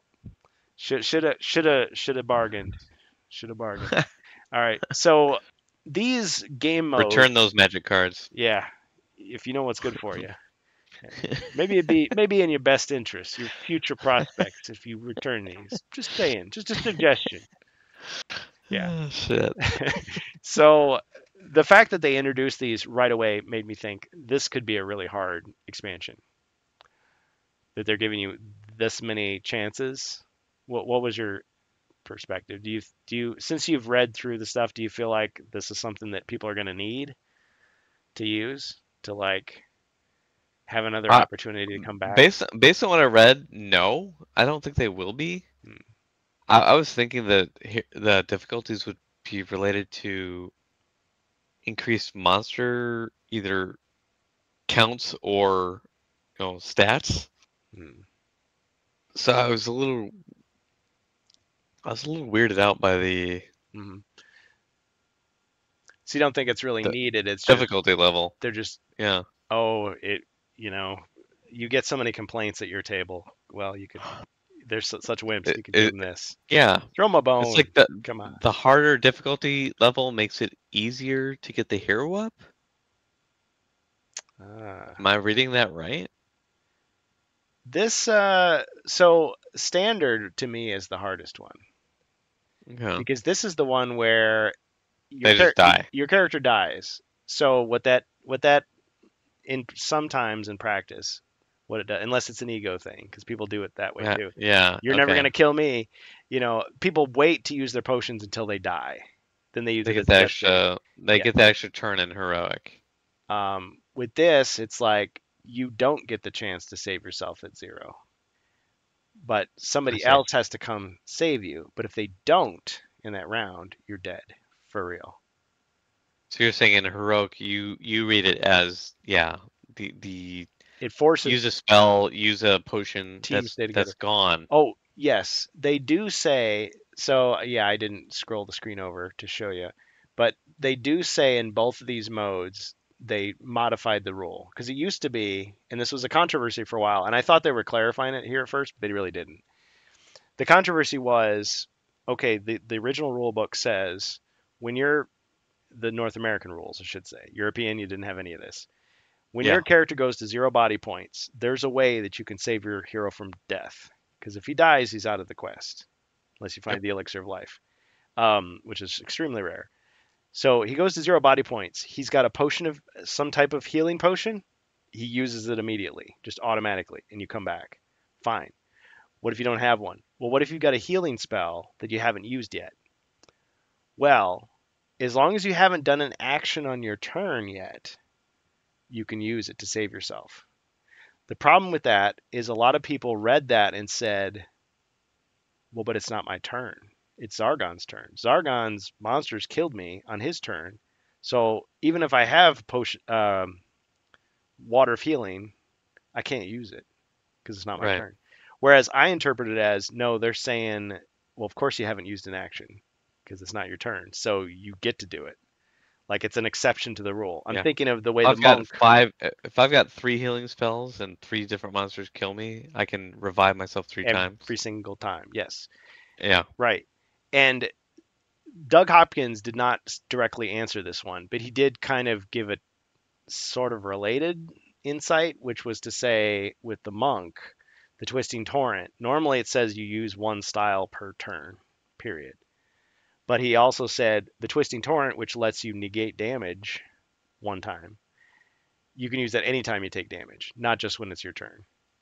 And even if you've already used, well, I guess it does break it because, yeah, like so. I'm thinking of examples. So what are the most of the time when a hero dies, it's going to be on Zargon's turn because a monster is killing you. Yes, it's Yep. possible that you search for treasure, you get a wandering monster or a hazard, and that kills you. Okay, so now you're screwed because you used an action already and you've been killed. So you've got to have a potion. Although in this mode, heroic or story, they will let you use the healing spell, even though normally you couldn't. But other times, so you could, yeah, but it's like the number of times that you're going to die on your own turn are small, I think. Yeah. So it's almost like they give you a rule that never happens. So I think that what they would have intended originally is that they use the unused healing spell as long as you haven't used a rule action on your turn applies to Zargon's turn as well. But some players don't read it that way. Some people don't like death saves at all and they just want to whittle it down. I get that. But I feel like this is saying, regardless of what you think of that rule, in heroic or story, you just get to do it. So you've got Yeah. any kind of healing spell, use it. And this gives you a difference finally between spells and potions. They're not just interchangeable things. Yeah. Like spells you can use, potions other people have to use on you, or you've got to use it on yourself before you die. So it changes the way you play. So I kind of like that. I kind of think it's interesting. But it's like, am I going to play the entire campaign? Well, we're going to play it 3 different times. Let's say we're going to try to get all the endings. So we'll play it once standard, we'll play it once heroic, and we'll play it once story, maybe. But story to me seems like the easiest. Like this is like the non-competitive one. Like, oh, I'm just gonna put infinite lives code on just because I want to see all the levels of the game. So you become incapacitated, but you don't put the skull tile on. So that means they just have infinite time. So you're just laying there like for half the quest until they finally manage to come over and save you with a potion. So that gives you more chances because what if you don't have any potions? People could start searching for treasure. Oh, I found a potion. Now we can go back to his body and try to heal him. And on top of that, the incapacitated hero gains a body point if Sargon has no monsters active and at least one other hero is not incapacitated. So here you only lose if all your party is incapacitated. Then you failed. Now, what they don't say here is an incapacitated hero. Why can't a monster just come up to you and just finish you off? You know what I mean? Just do it. Yeah, just like, oh, I okay, so the orc rolls and he got 3 skulls and you're incapacitated, so you can't defend, so you're gone. You're gibbed. Good. Gibbed. Gibbed or jibbed? Yeah, giblets. Jibbed. Okay. So yeah, but it doesn't say that, so you might get some complaining heroes at that point. But when you're Zargon, you can do it your way. How about that? So the animal allies, I feel like they've taken away a lot of the abilities of these allies. Like the elf allies were really powerful. They were almost like heroes. They have their starting abilities, but you could give them any piece of equipment, any item, any artifact, any potion. They could use it. Yeah. And that was all when, and Carmine said, no, read it carefully. What does it say you can do and what does it say you can't do? And I compared the text and like, oh, yeah. Because it really does say, although in my actual gameplay, I've been a little more lenient. I've allowed like human mercenaries to like get past a potion and like use it Yeah. as opposed to and well in my ogre you may have recalled it's just like yeah, you can just you hand him the potion, he just like shoves it in his mouth. He's like crunching the vial. He's like chewing the glass. You know, gulp. He just uses it immediately without even Ooh, thinking. ooh. So yeah, so they've tweaked it a bit. Now they do give those dinosaurs the ability to open doors, but I was thinking the enemy raptor. Do you think he should be able to open doors as well? Do you think that breaks the game? Because I know in Carmine talked On, about, on, under, under what circumstance could a raptor open a door that was not already opened by a hero? oh, because he wouldn't be revealed yet. Yes. Okay, so it'd be limited. He'd have to run away, Yes. and oh, well, yeah, I guess it wouldn't matter because Does the act of running away to things that the heroes haven't seen monsters don't see things and reveal? reveal them. So he'd just be running down Yeah. empty corridors, unless you happen to Now, see a door, and then he's like, then he runs to it and activates the room. activates the room. I Yeah, mean, yeah, that's a tough call. it'd be interesting to kind of see. But if I could see more of the quest maps, I could see like if that ever comes up, or maybe Yeah. it doesn't. Maybe they thought of that.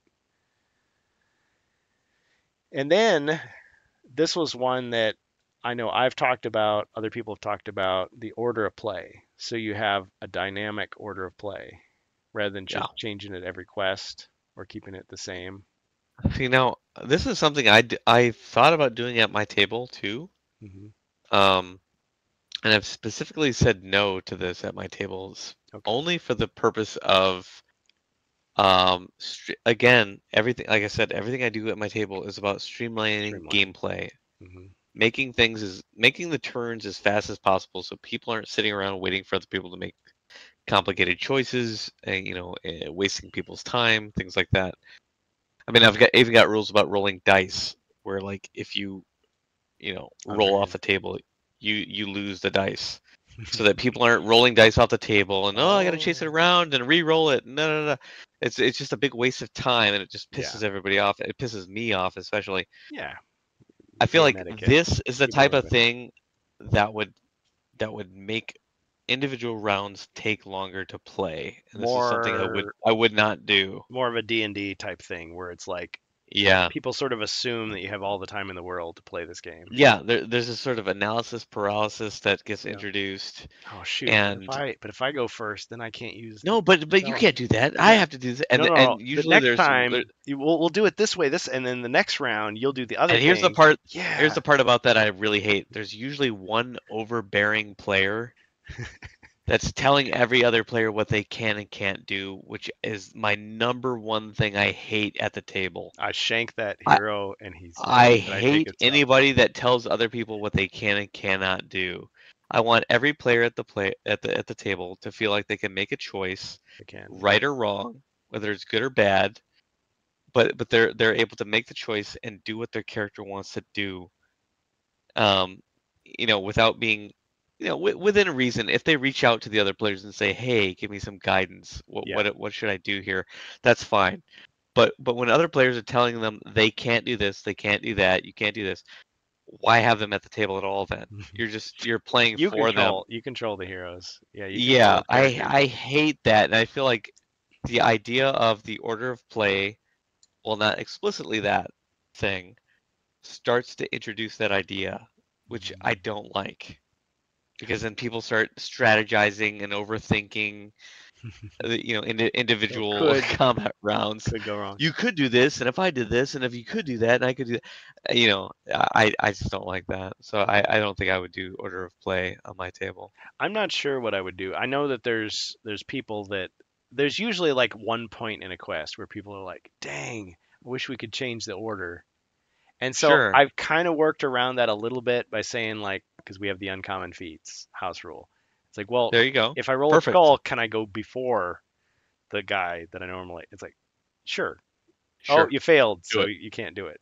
Or yeah, you can just this one time, and the next time Yeah, we'll try it again. Oh, he failed. Yeah. yeah. I mean that's fine. And in our Yeah, and game, again, I think we have a little bit of a dynamic going. You know, some of the same people come, but we've had definitely people where saying, "Oh, you should do this," and the person doesn't do it.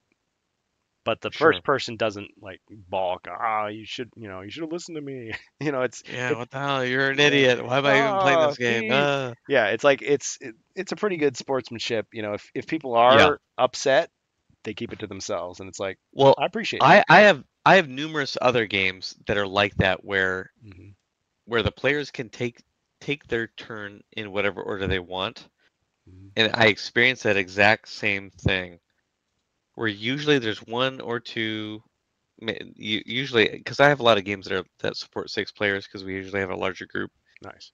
But it boils down to that where it's like, oh, you can play it in any order, but one or two players dominate the table, and I got to usually put them in check over and over and over again Moderate them just a little bit.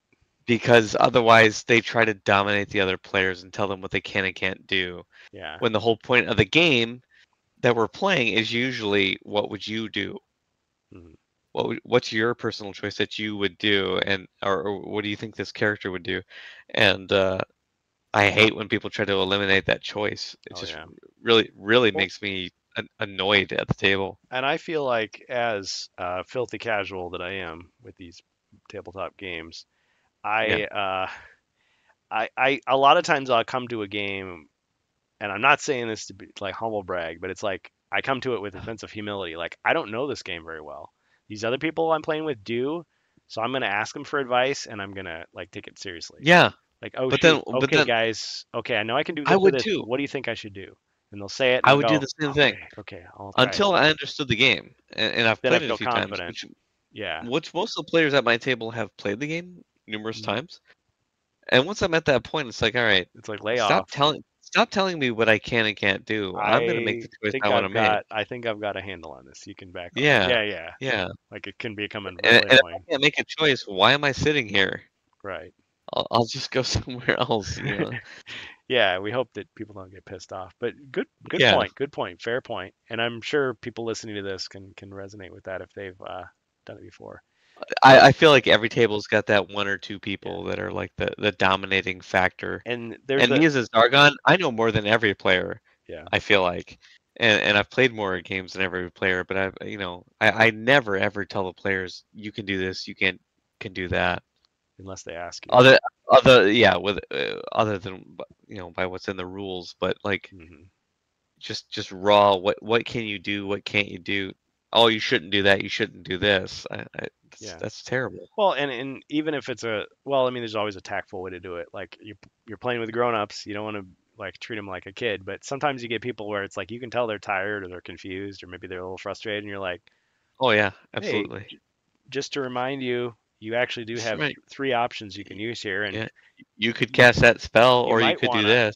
yeah, don't forget you have Yeah. that artifact that can do this. So I mean, I don't know Oh if you yeah. want to use it I here or mean, not. you do that all the time in stream. Yeah. And some of it is because it's like it's out of necessity. It's like I understand it's been like 1 or 2 weeks, or you haven't been Yeah. here and you don't quite remember like what it is. We log in, we're 4 hours in, and it's like, Oh what? shoot, wait, what are we doing again? Who are we looking for? Where am I? No, you weren't Someone's supposed to kill dead? him. We What? were supposed to escort him to safety. Oh no, no, it's not that bad, Yeah. but yeah, it's like Sometimes it's hard to keep track of yeah, where you you're at. gotta get him in. So, but yeah, but if I'm the guy joining late, I get it. It's like, oh, hey, okay, I know I'm Yeah. joining late. Just you need somebody to throw magic at that guy over there. Right. Okay, okay, I'm gonna do that now.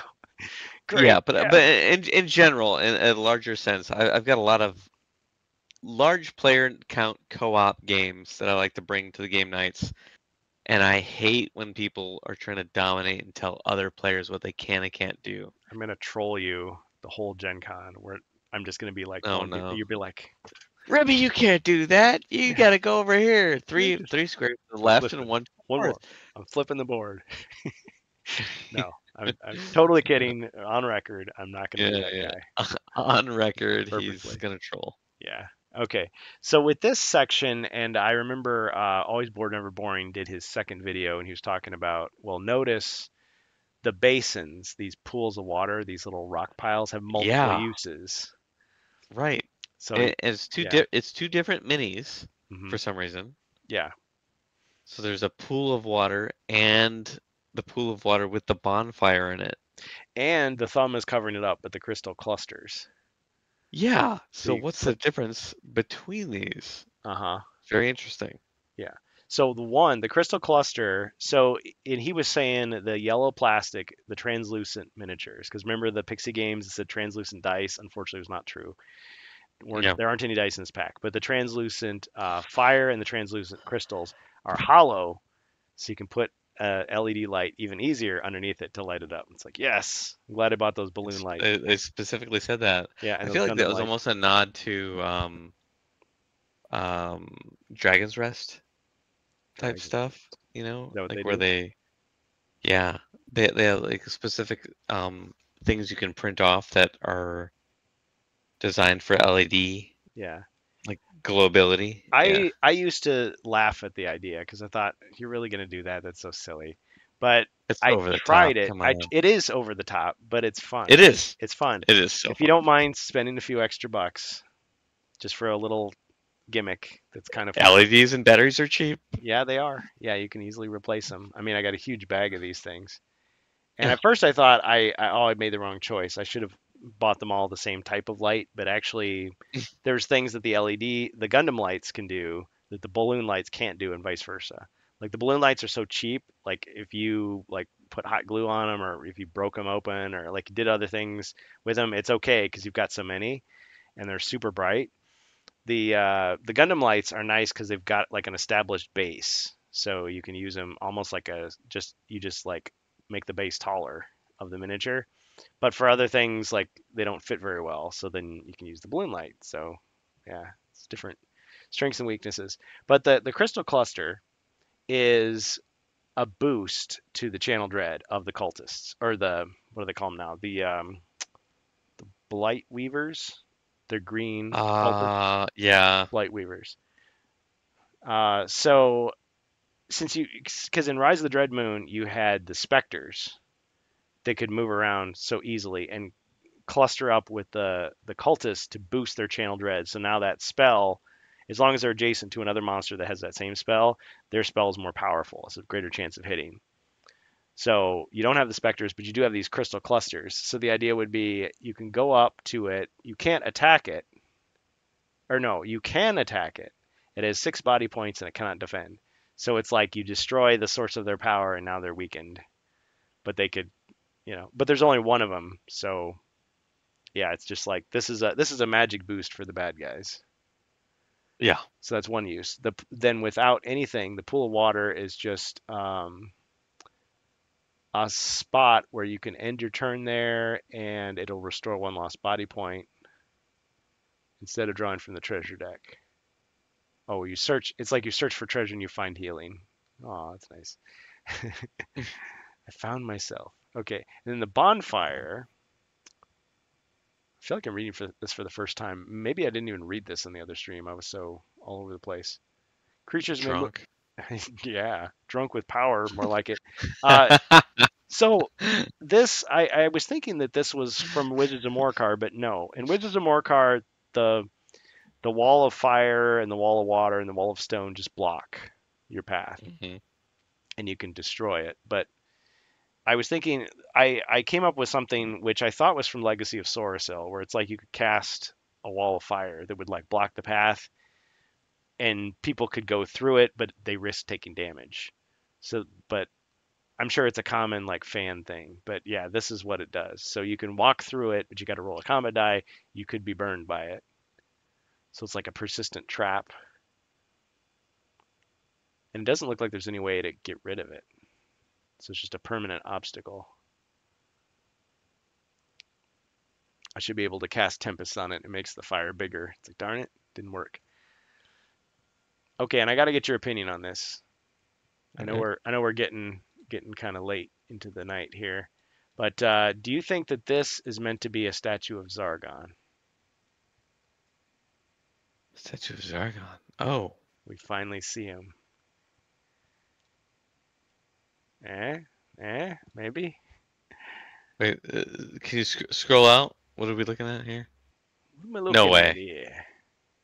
A What are relic, we looking at over Heralding here? No, dire no, I time don't think statue so. apply. I don't think so. But I'm not saying that Jacer's going to do this, but I can imagine Yeah. Jacer with his X-Acto knife cutting this off the base, Yeah. Or putting Leoric, yeah. yeah, painting it, and now we have an Kit official. bashing the shit out of it. Yeah. Yeah, there's several members of our community who might do that. Might, allegedly. Um, yeah, so I don't know. I feel like Zargon is such a nebulous, like, he could ephemeral he could character, be everyone and no one. and no one all at once, and Yep. you're never gonna see him. I would be so shocked if they ever like put him Yeah. Well, as if they had put form to him. Cristobal source for rumors, which I feel bad for the guy because I mean he got all these rumors and almost none of them turned out to be true. But one of the rumors was what he had heard is that Wizards of Morcar, when it comes out, is going to have an extra quest where you actually fight Zargon. That there's a final battle of some kind in it. I'm like, what? Yeah, That would be shocking. I And I'm like, man, if they do that, it's going to be so weird because so it's like if what do if you do they after that if if it's successful? if they If it's yeah, go ahead. if it's the end of HeroQuest, fine. Whatever. Yeah, do whatever you want. Which Blow the place up. I cannot, which already I can't believe that would ever happen. But if they did do it, Hmm. like that's it. That's the final. I don't know. I just feel like you could never do a final Zargon any kind of justice. Hmm. Versus like what we all imagine, because right now He'd have Zargon is in our so many, heads. he'd have so many forms. Yeah, he's in our brains Yeah. as a nebulous evil, like Sauron, kind of. Hmm. Even though Sauron had form, but um, for the most part, he was like Cannot this yet take nebulous form. idea. He's not yet at his full Yeah, power. Gained his full yeah, strength. yeah. He's Yeah. a spirit. Shadow. And even the movie did it wrong too, because there was They not a did. literal fucking eye at the top of a tower. Although that was a freaky image, but yeah, It was really that's cool. definitely a But Peter Jackson that's not. interpretation. Yeah. That's not what was actually going on here. It's more the idea of the eye, Hmm. you know. Um, and so as soon as you put it into real form, I don't know. Or I like feel the like you just can't. Balrog too. I was thinking like the You Balrog can't is do like that. it's fire and it's shadow at the same time. It's like this Right. interdimensional demon that you can't really. Yeah. But it's like, He's or kind he's kind of there, but he's kind of not. just make it a big fire dragon with the whip. Yeah. I mean, that's cool Yeah. too, but Yeah, awesome visual. yeah, look at that. He's got a big mouth, spitting out flames. And, Yeah. yeah, look great. So you're And thinking it would do more harm than good to have an official presentation of Zargon that you fight. I And do. that's it. Yeah, I do. And I'm one of the people that have bought the Zargon Mini from Where he's Minis got the 3D. book and he's yelling. Because to Yeah, me, to me, that image of the wizard with the book in his hand, he's pointing, he's got a grimace on his face, he's yelling, and the monsters are like coming out of his cloak. it looks great. It looks great, but That to I feel me like is what Zargon it's is. And you could say, well, it, no, it that's is. Mentor, but well, maybe they look the same. It is, but Gandalf and Saruman look pretty similar. there's such a final feeling to it that I feel like they Yeah. can't go there. Well, and here's the thing, they could cheapen it so easily because they make the final battle, you kill Zargon, he's dead. It's like a Not coming Doctor back. Doom type thing. And then where it's like, it was actually a yeah, Doom bot the whole it was time. a robot. It was a clone. It was an alternate Yeah, dimension. Oh, yeah, there I was know. a It's so flat dumb. parallel universe, and or oh, he before he died, he uttered the unutterable curse, and he reached into the The realm of chaos, and inutterable he truth. he came back. There was a portion of his soul that was in another dimension, and now he is back again, stronger than ever. Or yeah, it could be yeah. He just you know he his ring of power was lost and now it's slowly coming back into the world because Yeah, Zargon, unlike maybe some other fictions, Zargon is not the beginning and the end of evil in the HeroQuest mhm, world. He's just a guy that joined it at a certain time, got powerful sure. in it, and if you killed him, you haven't ended chaos or dread. So maybe that is Zargon, and Mhm. eventually we do kill him, and then a new power rises The, after him. the I mean, wrath I don't of know. Blargon. Blargon, we get, Blargon. Where's the or a Blargon Power Hour? I'm just whole saying. new campaign of expansions Oh, announcing the God. new HeroQuest cinematic universe, Blargon. Dude, I'm 100% in. You want my money? Yeah. Just open account on my Yep. credit card. Blank check. Take it. Yep. Yep. Yeah. So, but I mean, if they did something like that, it's, oh man, the biggest, you know, tease and swerve and troll of all time. That you just get rid of him and replace him with a guy just like him. What if it's just Mentor? Yeah. This is He some was the one that faction that you, invented Fight Club the whole time. this is Dr. some Jekyll was over faction here, and that Mr. used to Hyde just was himself. worship Mentor. Yeah. Thanks for stopping by, Lou. Wow. Well, So it's fraught with peril if they would go that mhm. direction. It would be cool to see them try, but at the same time, yeah, it could never live up to what it would be in our imagination. And nothing in HeroQuest has ever even gone that way. No. Ever. Everything, it's always a minion. It's this guy who Yeah. worked with Sargon or whatever. They've never once gone towards here's actual Zargon, except in that comic book Yep. from, Well, 35 years ago. you could say the PC game, the DOS version, Oh yeah, true. shows a figure standing by the fire who looks like a wizard with a beard, and then he says, "But let me tell you of Morcar," and then it shows a different guy, and so you're like, "So is Yeah. that Morcar?" And then it goes back and it says, "Well, while he was studying," and it's showing the first wizard again. So you're like, "Okay, am I watching Mentor tell the story, or is Mentor telling the story and I'm seeing Zargon?" So did Zargon like because yeah, in the sticker album. Okay, so there's actually three versions. I did a whole post on this in Yielden years ago. Who cares? But Mm. yeah, the Marvel Winter Special, it shows explicitly Mentor is the big cape wearing, white hair having, white beard sporting son of a gun. Woo!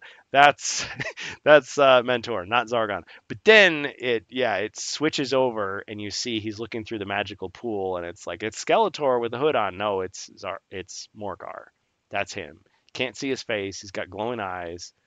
He's got Yeah. skulls on him. He looks cool, but it's just like that's just one interpretation. Then in the sticker album, suddenly Morcar is the wizard with the white hair and the white beard and the red cape. And it's like he Yeah. kind of looks like Mm. Saruman or Aruman from the animated Lord of the A- Rings movie. Aruman? Aruman. Yeah, they call him. They change his name in the middle of the movie. It's that badly edited because they were thinking Sauron and Saruman sounded too similar, so they started calling him Aruman, like with an Oh A. God. Yeah. But even though he's See, and that's the whole reason we have Saruman Morcar and of Zargon. the white or Saruman of many colors, he has a red uh, gown on. So it's the blue wizard and the red wizard, even though it's supposed to be gray and white. Good Lord. Yeah. But anyway, yeah. So in the sticker album, the HeroQuest sticker album, the bad wizard wears red, the good wizard wears blue. So Mentor wears blue, and he's got elf ears, and he's got a little skull cap or yarmulke on. So more insight into his Wow. character. Yeah. Wow. So that's but it's like yeah, which one is it? So Yeah. you could say well maybe there's a canonical Or none of them. presentation of Mentor, but what does Sargon look like? Yeah, maybe it's better if you just don't show him. Still though, we made so much out of this one little image. That's what we do. Yeah. And then we got this hindering terrain. This makes you think a little bit of OrcQuest, doesn't it? You've got this There's def 2D. Yeah, there's definitely some stuff where I assume you place it on the map as soon as it's visible. It's like, oh, I gotta And move slowly through this square. oh, it's two movement points to go into this square. Yeah.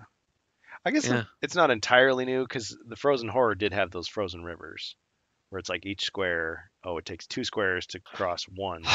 Although I'm a little annoyed by the fact that there's three different types, but they all do the same thing. Just It's for like, flavor. yeah, Land I in a guess spider just web. Oh, thematic flavor, but yeah. it's like, If you're gonna do something like that, make it Yeah, differentiate it a little bit. a little bit. Yeah, kind of like the bone weapons and against the ogre horde. Why is it a bone weapon? Yeah. Oh, well, you can't sell it. Okay, but I wasn't going to Oh, sell it anyway. okay. Yeah. Yeah, yeah. So anyway, little Oh, things like that. So and then we hmm. get the keywords. This is again, other people have covered Yeah. this stuff, but just what do you think of their attempt to organize the monsters a little bit? So before you had undead and ethereal were the two ones that were categories that were added. Well, I guess undead was always there, but they didn't have to say it. Totally new to yeah, something we'd never seen Yeah, before. yeah. But So clever girl. So um, they can move, tough attack, move. tacticians. Tactician, yes. Could be. Doesn't have to be a girl. Um, Yeah. but that makes me think of the advanced goblins option that they had in the companion app, where they could move, Yes, attack, move. But it was absolutely. just Yeah. goblins. Here, okay, so it applies to a monster that has that keyword. So it's a special ability. It's kind of cool. So you can't just look at the map, the quest map, and count up the monster body points and just say this is what it is. You got to take into And account these individual gimmicks that these yeah. monsters have. Yeah. These monsters could hit me and then run away Yep, where I can't hand them go back to back safety, and that's and keep doing it yep, and and keep on. harassing me, depending on Yep, Zargon or the app, I suppose. right, exactly. So agile can move unaffected through squares containing hindering terrain. Furniture.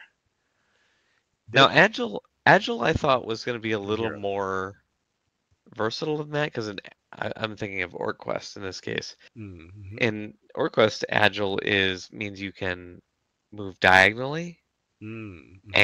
and you can jump up on furniture. Yeah, In this case, it's just furniture and through heroes, yeah, which in the context of HeroQuest, that's fine. You keep it more simple. yeah. Um, but that was a very interesting, You wanted to do more. Well, and this yeah. this is the first you had those public questions. Someone had said, and they were really adamant about it. I forget if it was in the Discord first or Facebook later, but they were just like, it never says you can't pass through furniture. It never says. I was like, you're tripping, buddy. It's like, okay, fine. It never actually says that you can't pass through Yeah, furniture. Nobody has ever yeah, thought that that that's what they intended. right. The only furniture that people ever passed through, I mean, you had in the app the intangible furniture switch, but we all assumed that was done as like a debug feature, like if you get stuck, or it's a quest where it's the secret door is supposed to be behind the bookcase, so you switch it on so that you can actually move the guy there without having to pass through the wall. And the only piece of furniture that they actually allowed you to pass through was the treasure chest. And we thought that was because, well, if there's a furniture trap, how are you supposed to disarm it? Well, you move your guy on top of the furniture, roll your dice, and disarm it. Now, later I learned that actually there's people that they never played it that way. They always just moved next to the uh, treasure chest. It's like, why would you stand on top of it? I mean, just because you stand on top of a pit trap to disarm it, you don't have to stand on top of it. So you just stand next to it.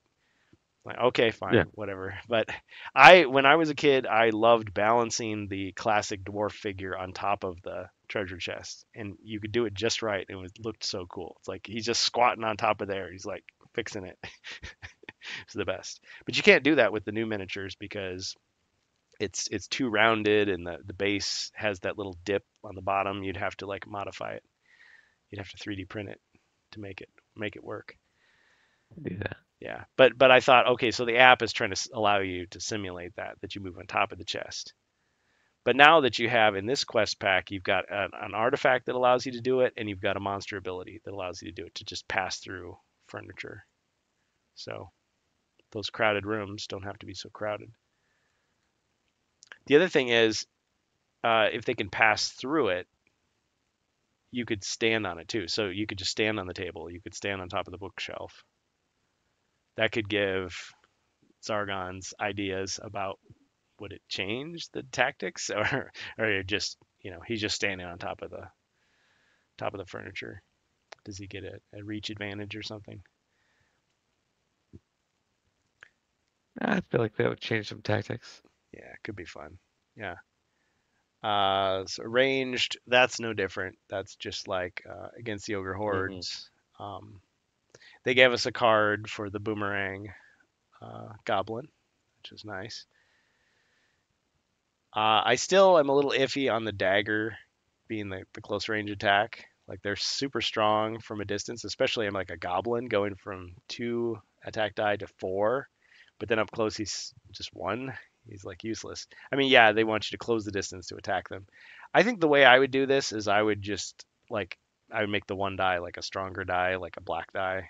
I know they don't have the colored dice in this, but something like that.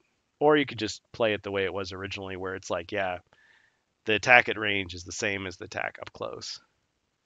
Of course, that means the skeleton would be 2 at range, 2 close, instead of 4 at range, 1 close. I don't know. Different ways you could do it. The spawnlings, that's going to be interesting because these monsters, these spawned monsters, because we've had tile monsters before, but it was like, the death mist or the rolling boulder. Yep. These like are just meant to harass you. They do the body point of damage if they stay on you, but you can just attack them. They have no defense. You just kill them immediately. So as soon as you have a chance to attack, you attack them.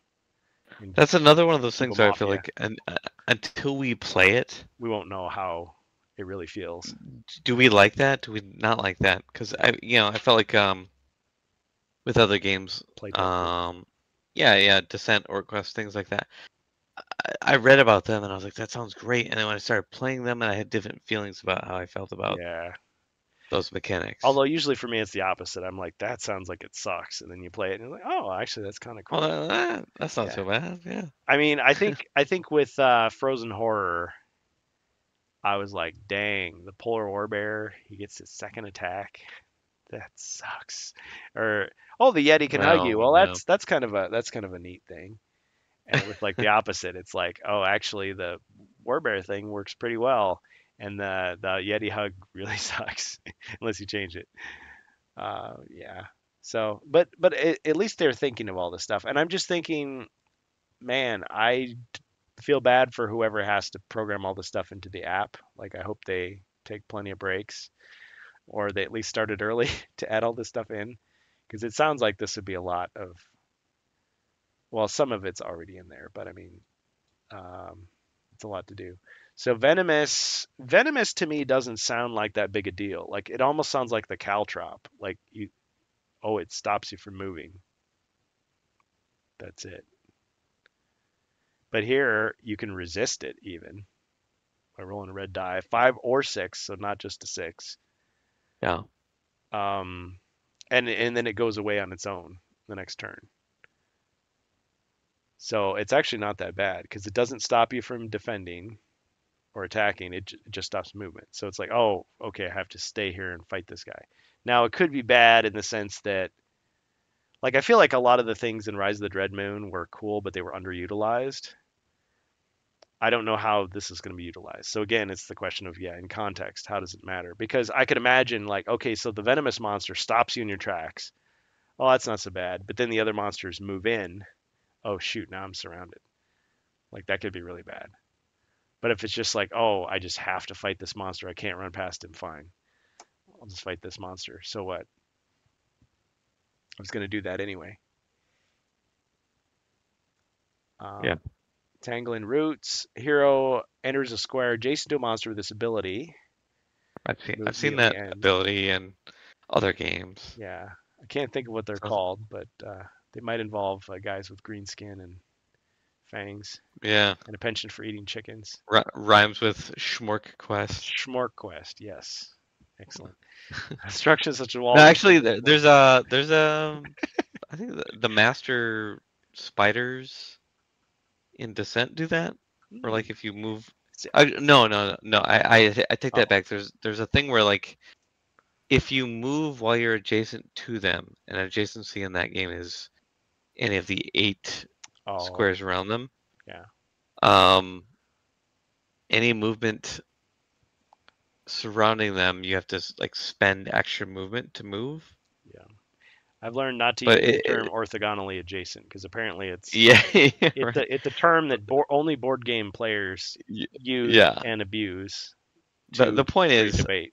I'm familiar with mechanics relating to getting entangled Entangled, when yeah. you're near certain types of characters. Now this doesn't go the next step, which is like in HeroScape and in OrcQuest, where if you try to run away after you're in range of attacking, they can just get a free hit on you, right? Like as you're retreating, they, Yeah. yeah. But that could be an interesting. Again, these all of these things, like to me, are suggestive of additional rules that Zargon Mm-hmm. could layer on if you wanted to. So I say I don't think most Zargons are gonna do that. No, they're just like, this is complicated enough. We'll just see how Yeah. this goes. We'll play it. Okay, we played it. Now It's let's buy the pissing the next. players off. They don't like that. Yeah, we're gonna Let's just get rid of back it. that off. Yeah, let's make it so that the crossbow string can break. It can only fire 6 squares out. It runs out of ammo. You got to buy Well, more. It takes 2 hands. You can't use it with a shield. You know what? Let's just get rid of it. It sucks. right. It just explodes in your hand and you Yeah. die. I Okay. want 2 crossbows and I can fire them at the same time, and I got a Mm. sword in my teeth, brother. That's how I'm Oh gonna. hell yeah. Hells Just- yeah. yeah, you catch it. A Coors Light just comes flying out of nowhere in the dungeon. You catch it, crack it, open it. Ah, No, not Coors Light. Heroic Brew. is Ah, it not? Oh ah. no! Oh, I screwed that one up. Yep, Oh yep. no! It's product placement. Not sponsored. Rogue boob. TM. Yep. Okay, cocoon tiles. Yeah, Concentrations of yeah, yeah. webbing. We knew this was coming. So the spiders, the giant spiders, were prominently featured in the Wizard Quest pack. So I'm all about this. Now it's generic enough that it's like, oh, it's just sheer coincidence. It's like, yeah, come on. Of course. Glad to see it. The block line of sight cannot be moved through. What? Period? Like you can't shoot it with fire and destroy it? Interesting. Wow. Okay. So there's the grasping vines. So these are straight out of I believe that's the same exact, even without looking. That's the exact same image from Crypt of Perpetual Darkness. So it must not have been proprietary. So that's the same. And then the venomous tiles is just a mark. Yeah. You don't really need it, but it's a cool thing to have. I I don't know. It's weird to me to just like put a tile next to a figure to say like this is what it Yeah. is. I'm This doesn't even go on the board. This goes on the card. yeah, okay. Oh, you're right. Yeah. I'm staring right at it. Good point. Hmm. Yeah, and see when I play with the And stream, that's not something I this don't have the never happens. hero Yeah. cards out. I don't have the hero This cards is even a out. totally new concept of putting. Actually, Yeah. the spawnlings are the same though. Or it's like you're gonna put the spawning on your You're card. putting on the hero cards. So now when we do the stream, I'm going to have to display the hero cards to show the little icon on top of it to simulate this. Yeah, it's another Well, level. against the Ogre Horde, before the remake version, there were those chaos spells, those mind attacks, were all Hmm. token based, and you were supposed to put the tokens on the hero card. And the hero card in the European version was actually even bigger than the North American one, so you had even more room to do that. But then they introduced cards, and I can't remember now if in the remake you were supposed to pile the cards on top of your character card, or just you put it next to your Ah, spot. Like, oh yeah, that I've got yeah. mine. I've got mind freeze on me right now, or whatever, mind lock. But yeah, now you're going to be putting stuff on top of your. So you've got your hero card actually matters now. It's an interesting way. It's a It's bookkeeping. a little different. Just Yeah. changing things up slightly. So you It's got not to too bad. find those hero cards that are still in the box. You got to take them out and use them. So spawnling tiles. Yeah, there's a whole thing. So serpent, blight crawler, and giant centipede. Giant centipede is one of the hazards. So the new hazards they added to the treasure deck I thought were interesting. Hmm. That they weren't just, oh yeah, you just take automatic damage. Like there's a little nuance to it. It's something different. And yeah, just a creature grabbing you. It's gonna freak somebody out. So I know some of those D&D players, they kind of gone soft, and they want to warn people if there's spiders, like you've got arachnophobia. HeroQuest doesn't care about that. We're gonna put those spiders in your face. We're gonna put centipedes on top of it, and just when you thought you were safe, you sat on a snake, and then the grasping vine got you. So tough. So be very afraid. Um, yeah.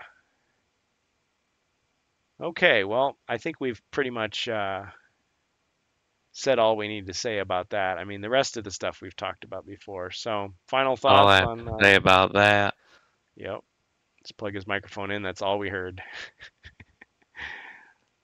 So, Um, yeah, I'll just reiterate, man, what a deluge of information.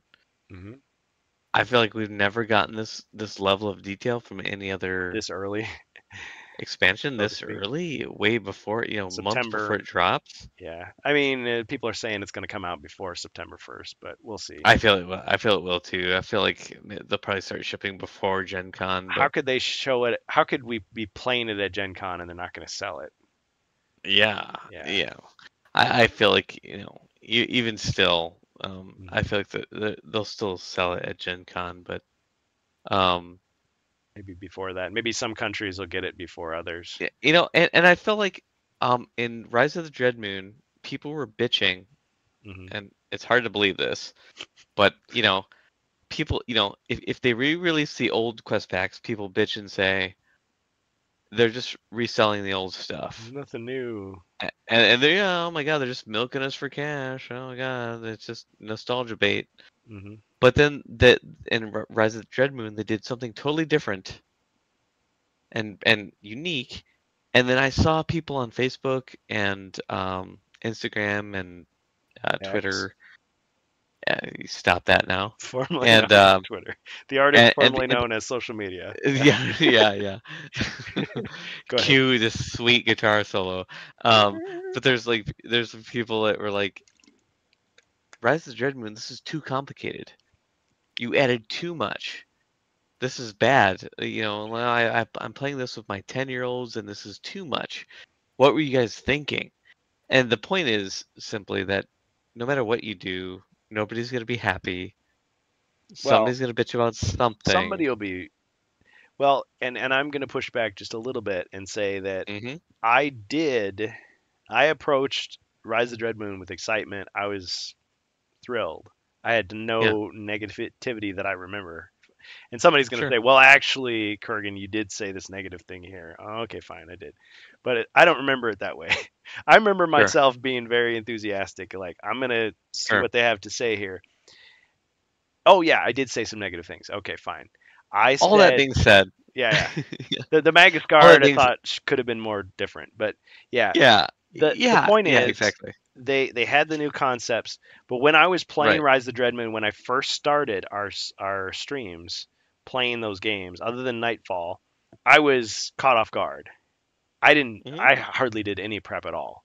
And I realized, oh Yeah, shoot, I should have read this. Like I should have read the rule pages first because I found myself reading it while we were yeah. playing. So there Well, were pauses where I was like, I don't remember how that works. I'm gonna have to yeah. My point read it. is, for A the little people more that were prep, bitching about but like not a whole lot, just a little this bit is extra. too this is more of the same, blah blah blah blah blah.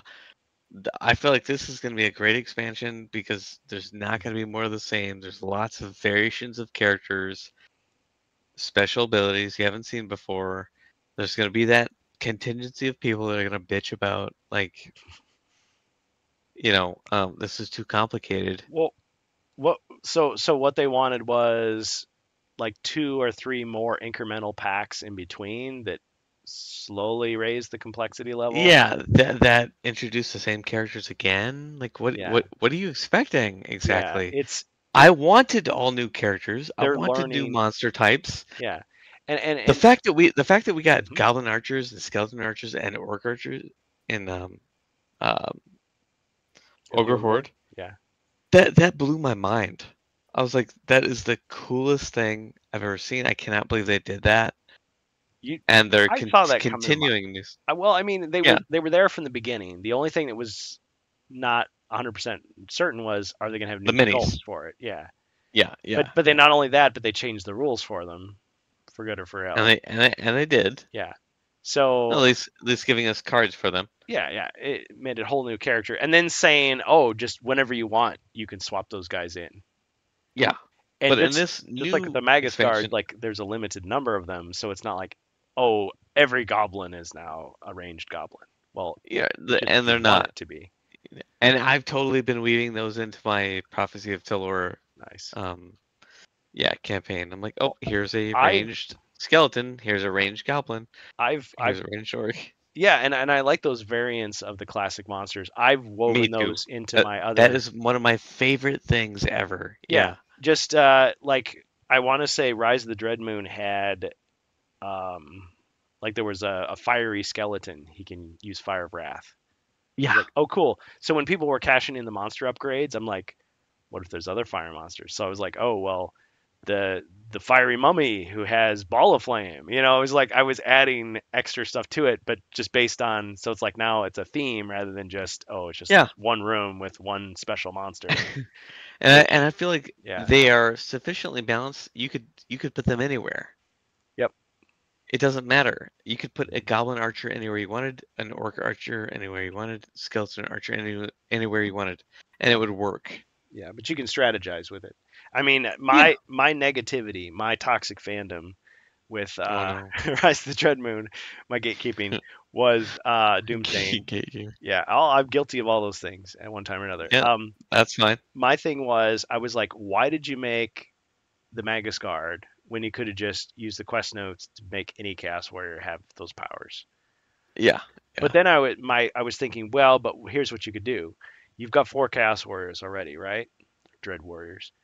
You can have them, and then you could, on top of that, you could have like a Magus Guard leading them. Boom. So you've got a Yes. special boss guy, differentiated That visually.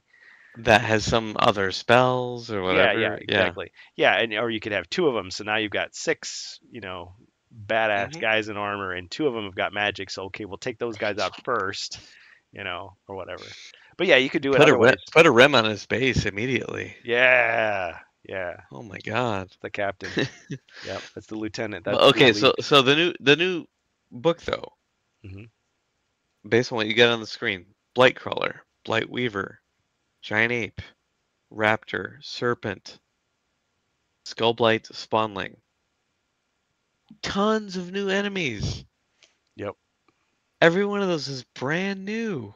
Well, the ranged monsters are recycled. Yeah, it's more of the I, same. I, sk- I skipped those. I didn't say Yeah, those. yeah. Well, you're right. Yes, and the Blight Weaver is only half the same as the cultist because one of his spells It's is got a different. slightly different Right. spell. Right. And because the Spectre doesn't exist, he has a different play dynamic. So those guys are going And to want to and cluster together or I'm find the totally fine with crystal. that. I'm totally Yeah. fine with like a Blightweaver Hmm. and a Blight. What's the other one? Dread Cultist. Yeah, because you've only got one. The Blight Crawler is the giant spider. So there's only one of those. Yeah. There's only one giant Blightweaver, ape. Dread There's only Cultist. one serpent, but there's Very multiples of the others. similar, but Mhm. they're not quite the same. Yeah. And The, I'm totally fine with that. the There's skull blight, official rules for both. the skull blight is really cool. The miniature is like a Yeah. really light color. I can't tell if it's white, like undead white, or if it's Yeah. beige. But that design, it's like an evil ent or like a crystalline vine monster or a swamp thing. I love the design. I don't know. Some people might say, "Oh, that's not HeroQuest," but it makes me think of the creatures in Legacy of Sorcel because there's like swamp creatures. They probably don't look exactly like that, but another thing. And people were making fun of the raptors and saying, "Why are there dinosaurs?" Like that's just such a stupid. They just grabbed that out of the catalog. Well, Citadel Miniatures Warhammer Fantasy has had dinosaurs forever, and dinosaurs are in D&D, so it's kind of just it's become a generic fantasy trope. But you could say even so, even if you go back to like the late 80s, it's part of the Yeah. universe. So it still kind of fits. Yeah. Yeah, whether they've got feathers or not. I mean, depends on how you paint it. If you paint it. Yeah. What about the green color? Do you like it or do you hate it? The Yeah, I saw thickly there's some people green, there's pea some green. debate about that earlier, yeah. I mean, here it looks dark, Um, but in the pictures it looks really bright. It's here's the thing though, it's a totally different visual type shock. type of character. Yeah. And to distinguish the Dread Cultists from the Dread whatever they are called, um, Blight Weavers. Yeah, you can Blight Weavers. mix them together. Oh, there's 2 different kinds of If you cultists. want to Whoa. distinguish them, Yeah, what better way to do it than with the color difference? yeah. Because once you paint them, it doesn't matter. You can paint them any color you want. Yeah, yeah, These yeah. are Right, CGI exactly. images, but look how stark. So it's kind of a darker pine green for these goblins.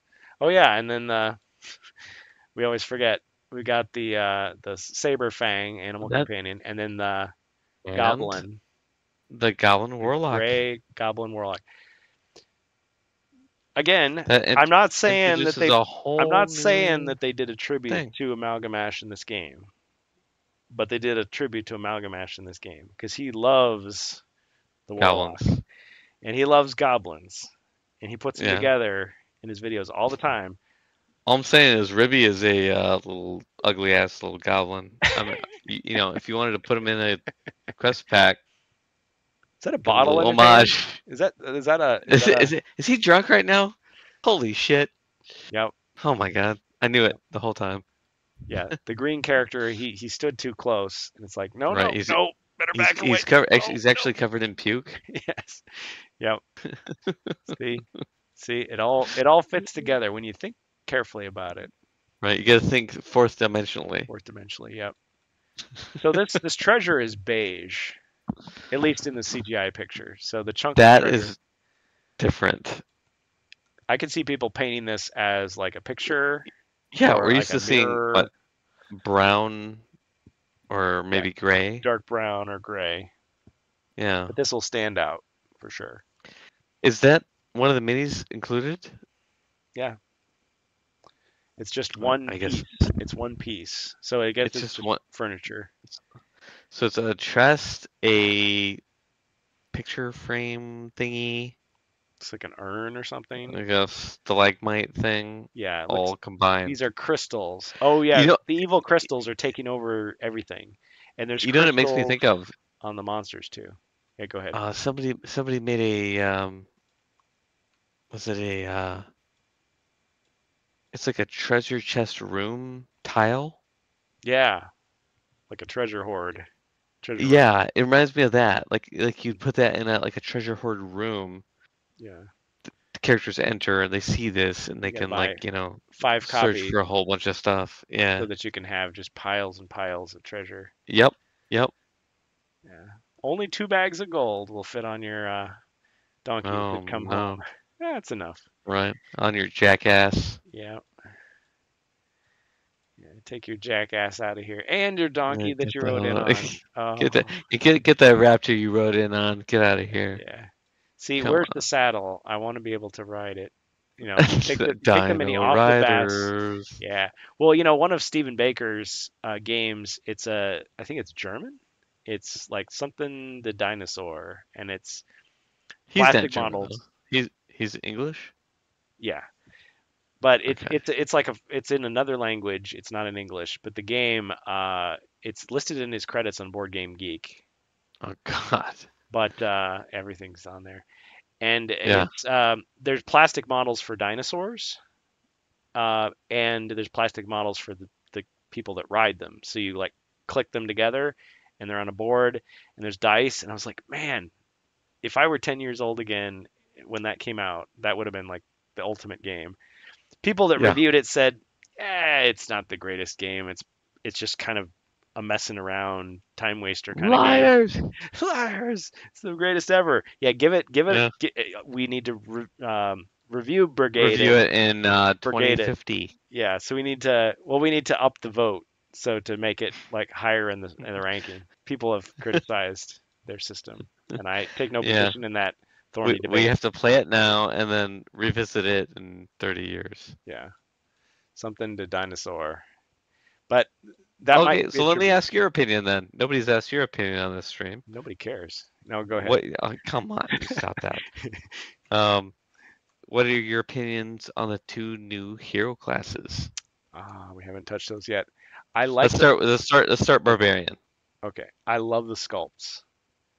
Yeah, I me too. I've had every time they introduce a new hero, I feel like I have a slight reservation when I first see it. I'm just like, I get this thing in my head. I know other people have said this, so they're probably influencing me, but this Yeah, idea that when a new hero comes out, it's like a vanity project. Like some player in the playtesting group is like, well, this is my D&D character, and I'm gonna put it into HeroQuest so that he's an orc and a bard and a pirate at the same time, and he has magic, and it's like, okay, that's too specialized. You need to have a generic, you know, archetype. That's my sense. So when I saw the monks, I was like, I don't know, but then I quickly got over it. I'm just like, nah, it's fine. It's fine. He's a kung fu monk and he controls the elements. Great. You know, maybe he's got a staff, maybe she's got a staff, maybe he's got a scar on his chest. That's all right. The rogues, okay, they throw knives, and he's an elf. What's wrong with that? Fine. But with these, there wasn't even that momentary hesitation. It's just like, sure, that's a dwarf to me. That's a barbarian to me. That's great. Yeah. I like the Tusken Raider, with the looping axe overhead. Mm-hmm. I swear the pose on the female one, I've seen this before. Is this an orc quest? Isn't there a character in Orc Quest that has this exact pose, or am I thinking of Sue Quest? I've seen some other mini that looks just like this, I swear. Except, I mean, it's not a dinosaur axe. Doesn't look familiar for OrcQuest. I could just be blanking though. Yeah. Okay, maybe it's a homebrew thing, but I guess Okay. there's only so many poses. Like, okay, you've got a big Yeah, weapon, yeah. a big sword or a big axe. How are you gonna hold it? Honestly, that just straight up to me looks like the dwarf. Oh, just with a different body. Like it just said, yeah, The dwarf has imi- the same exact pose. imitate this pose. So I'm just thinking of the dwarf and just scale it up to a Mm-hmm. taller character. Because the dwarf has the same thing, like the axe overhead, over the behind their head Yeah. as they're facing forward. Oh yeah. Tall dwarf. I mean, who's to say they're all short, right? I mean, you don't know. No, they are. Yeah. Okay. Um, for some reason, these are CGI images, but I mean, we assume they're accurately proportioned. Clearly. Yeah. Yeah, It's, way I mean, too shiny. look at this crazy flame. But here, she almost looks like like a little girl in a raincoat, like waddling out into the rain. It's like, A mommy, little Red Riding Hood. I'm gonna just like go into the woods. Okay, be Are you careful. gonna are you gonna eat my porridge? Oh. So it's kind of like but I mean, I have nothing wrong with the design. I mean, it's unique. She's got the hair coming down. She's got the axe. People were A little saying too it looked like passive. a little toy. Yeah, she needs to be just like leaning on the axe. Like, Yeah, what are you gonna do? I'm on break. yeah. You want to come over Did here? the I'll be ready by the time you get over here to the kill me. male dwarf looked a little more ready, Yeah, like he's he's like, ready to kick some ass. yeah, Yeah, take some names. But these are explorers. Can you remember when we were explorers? yeah. They're not here to fight stuff. They want to Oh, just get the treasure. they both look like they're balancing. He's like, okay, I'm just gonna reach my hand out here. Hopefully nothing bad happens. I'm just gonna puff my chest up Yep, to scare the bears away. yep, Yeah. it's gonna be good. I got my axe. I'm not gonna use it, but I mean it's here in case I need to. Yeah, I got my axe in the. Oh, look, treasure. Oh, Ooh, what's that? shiny. I'll dig that up real quick. Yeah. Oh, silver, Ooh, gold. shiny. It like after he taps on it, he's gonna like lick the blade of the axe to like He's see. like, "Hi ho, silver!" and he throws it up in the air. And Yeah. it lands. Yep. It almost looks Nothing. like you could you put them side by side like they're holding hands, like they're crossing the street together? I don't know. Do they both really want to be dentists when they grow up? Yes. See, they're misfits. Hmm. Well, in the rise, we're getting silly. In the Rise of the Dread Moon, you could line the cultists up so that they were doing YMCA or, their hands link up. Yeah, yeah. Little fun things you can do. I always liked the classic HeroQuest wizard because he's got his hand up, like he's like high Mm, five, or he's like well, patting the other hero on the back, like good job, you did mm, you did all you could good there, game, buddy. bro. Good game, bro. It's like, oh, up high, not down low. It's like Yeah, we're why'd you not pat me on the butt there? I we're don't not like that. we're bros. We're not that kind of bros. Sorry. I mean, I didn't know. We're It was close, but not that it was close. in the Come on. moment. I was in the moment. Sorry. Yeah, it's this whole scenario. But yeah, I like these. I like the designs. So that's what I'm trying to say. As far as the Yeah, let's we've talk learned like about barbarian mechanics. mechanics. Yeah, I like the fact that they didn't just copy and paste it. Now, for a long time, people have been saying, and people have commented on this already, is that uh, Doug Hopkins is like, we know some people just want the barbarian and the dwarf as they are. It's nice to Yes. have just a simple hero. He doesn't have any extra spells. He's just a big guy who can fight. I feel like that was It's fine. kind of him hinted at by Incarmine too. Yeah, but They for were like years, heading down that road. yeah, Yeah. yeah. So they were dropping hints. So we can have your cake and eat it too. You've got your barbarian and your dwarf, but you've also got the enhanced barbarian and the dwarf that some people want. Where it's like, well, why are they the only guys Right. that don't have any like skill cards or spells or special abilities? I'm getting a little sick of the can't use metal armor though. Why is that such a thing? Like, I mean, I guess And it what makes a even difference. constitutes metal? Yeah, because yeah, it's a whole thing. They revised the helmet card to say that it contains metal, so it's armor. There are other games out there Yeah, where when it comes to armor and things like that, they specifically call out this is a head item, this is made out of this material, it requires this many slots, it's made of leather. whatever. HeroQuest has always been kind of shied Iffy. away from that. Yeah. So Well, to be like, metal armor stuff and they're you still want doing that, you don't it's want to. weird to me. It is. You don't want to cram the card. Say, okay, he can use the Yes. shield, he can use the helmet, he can use the chain belt, but not the plate mail. He can use the bracers, but not the. Anything with the plate mail. Yeah, yeah. He can only use the plate mail. He can't use Yeah. anything else. He starts with it. Yeah. He can't take it off. It's He bonded to loves his it. skin. He loves it. Yeah, it makes him happy. Yeah. Hmm. So the metal armor, when they were doing the HasLab campaign, they did not explain it very well, and it almost felt like they hadn't decided themselves because That later on and honestly, we that is saw probably changed the cards. truth of it right there. Yeah, we saw changed versions of the druid. They didn't decide. Yeah, Yeah. because I thought originally it was like, oh, the bard gets a bonus if he doesn't wear metal armor. Well, what's metal What's armor? Well, metal? chainmail, Shield? plate mail, shield's got metal in it. A Helmet, helmet?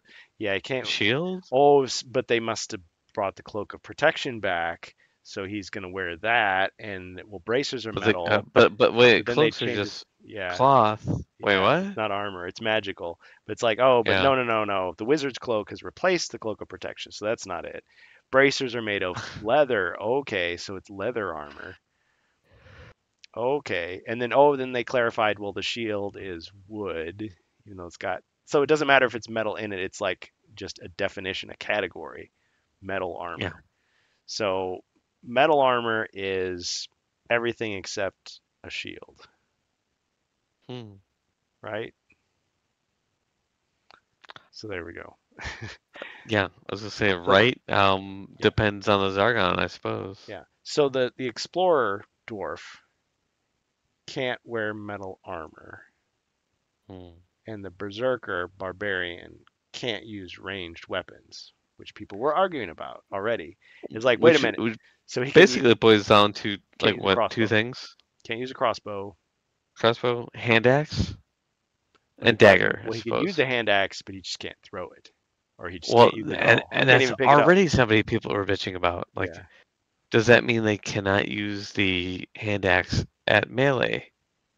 yeah. Because the hand Well, axe can be used at range, so can they there's not use it at? the magical throwing dagger can only be thrown, so I guess he can't use that.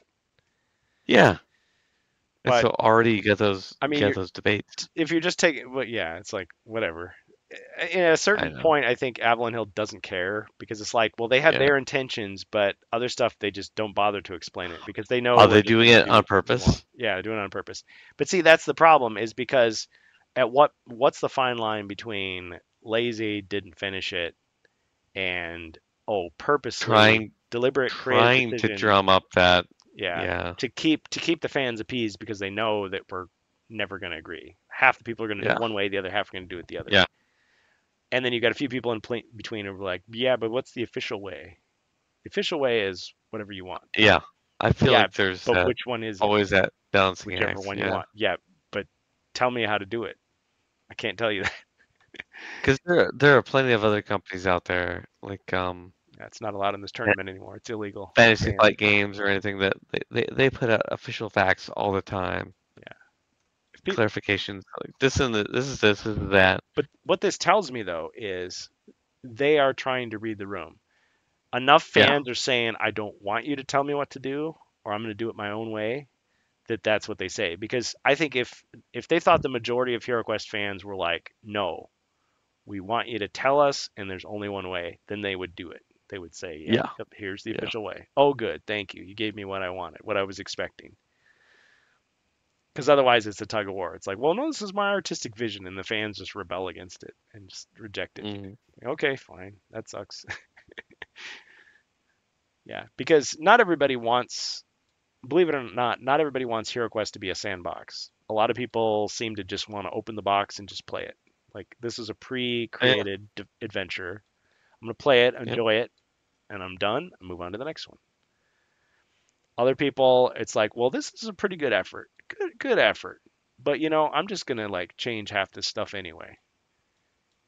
All right, one isn't right or wrong. They're both there, so they're having to navigate like how do we appease enough people that at least we'll get the least buy it and Yeah. say it's good. So I noticed that people were saying with the Explorer, one of the perks is he or she can get extra gold when you find treasure. I Mhm. think a lot of people like that one. It's like, oh, I found a little extra, It's a lot of extra a gold lot of actually. extra, 25 gold coins every time. Hmm. But then people were saying, yeah, but what about if it's a gem or an artifact that's worth gold rather than actual gold coins? Do they still get Already gold? with the Yeah. very specific Ah, word. here's what you say. Here's what you say to that if you Hmm. still want to get all the money that you can, because of course you do. You say, yeah, but when he takes that artifact to cash it in, he gets a better deal. See? Mm. He's got that explorer charm. He's like, yeah, but you don't know what I had to do to get this. I'll take an extra 25 on the top. Final offer. Okay, drive a hard bargain. Do it. Do it. Yeah. And I'm glad they didn't just imitate the stats. So we got the hand axe. That's a small little weapon. But see, that looks like, like a tomahawk throw type thing rather than just, yeah, it's just a Right. Right. huge, Right. a full size axe you can throw. Now this weapon doesn't exist in HeroQuest unless that's the battle axe. The battle axe. Yeah, Yeah. but it's But got it's this really not though, because long, they really start with long. the Well, it's like the wizard starting with a broadsword. staff. He doesn't really start with a staff, but his True. image is True. holding it. Yeah, but Yeah. yeah, it's just kind of one of those things. But somebody is going to go, yeah, the dinosaur two-handed axe The is what? these stat. Well, it's got like a dinosaur head or a dragon head on it. I Here. know. I'm just kidding. Oh, you got me. This is for the audience. Yeah, yeah. It's just for the. This is the Goodfellas. The audience says, "What? There's a dinosaur thing on there? Dinosaurs. Oh No. my goodness!" Oh, Yep. Okay, so yeah, so the Berserker, he can wear armor, but he just can't use ranged weapons. I Right. guess I'm surprised because I would have thought it would be the opposite. Like the Explorer could use armor, he doesn't because he wants to fight naked or whatever. But whatever. They wanted to give him so he's got high body points, low mind points, He medium or she. he Thank or you. she, yes, Wow. we you they, whatever Well, you want. Um, corrected. yep, edit and post. Yeah. So 3 attack, 2 defense, but without the metal armor, so you're gonna be wearing bracers, so 3, 2 attack, but there's no weapon restrictions on the Explorer, right? Not that I've seen. Yeah. So yeah, you probably just have to see how they play. Just play I them. was gonna say, I feel like they like start out slower, but in the long run they might be Yeah. better. Yeah, at the end, it's like, okay, yeah, if you restrict the metal armor, then they're only, if they want to be stronger in defense, they're going to have to buy potions. Is really what it comes down to. Now, the Explorer has the passive skills that keep being used. So, one of the other ones was you can sense traps that are next to you. So, as you're moving along, I guess Zargon would have to tell you, like, you're about to move forward, and it's like, oh, that square right there is suspicious. Okay, so you move around it. Well, this other square that you're next to is suspicious. So you're like, okay. So without having to search for traps, you already know, okay, I can go around these. I can try to jump them. I can try to disarm them if I have a toolkit. Or no, you don't need a toolkit because you can disarm. That's the ability I forgot. They can disarm just like a dwarf. Do you think that's too much for this character? I mean, I guess you've got the armor restriction. Like comparing this to the dwarf, this does not replace the dwarf, in my opinion. What do you think? Do you agree? Disagree? Did I lose you?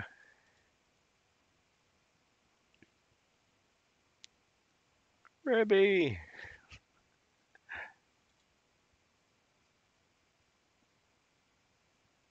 Ribby, are you hearing me? I might have lost him.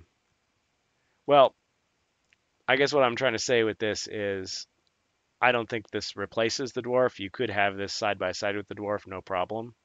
You hear Um, me? oh yeah, I can hear you now. Was I Oh, just sorry. silent? Yeah, no, I was trying to talk. I could hear you, but you couldn't hear me. Oh, you're muted. I don't think it replaces the dwarf. Okay. It gets close though.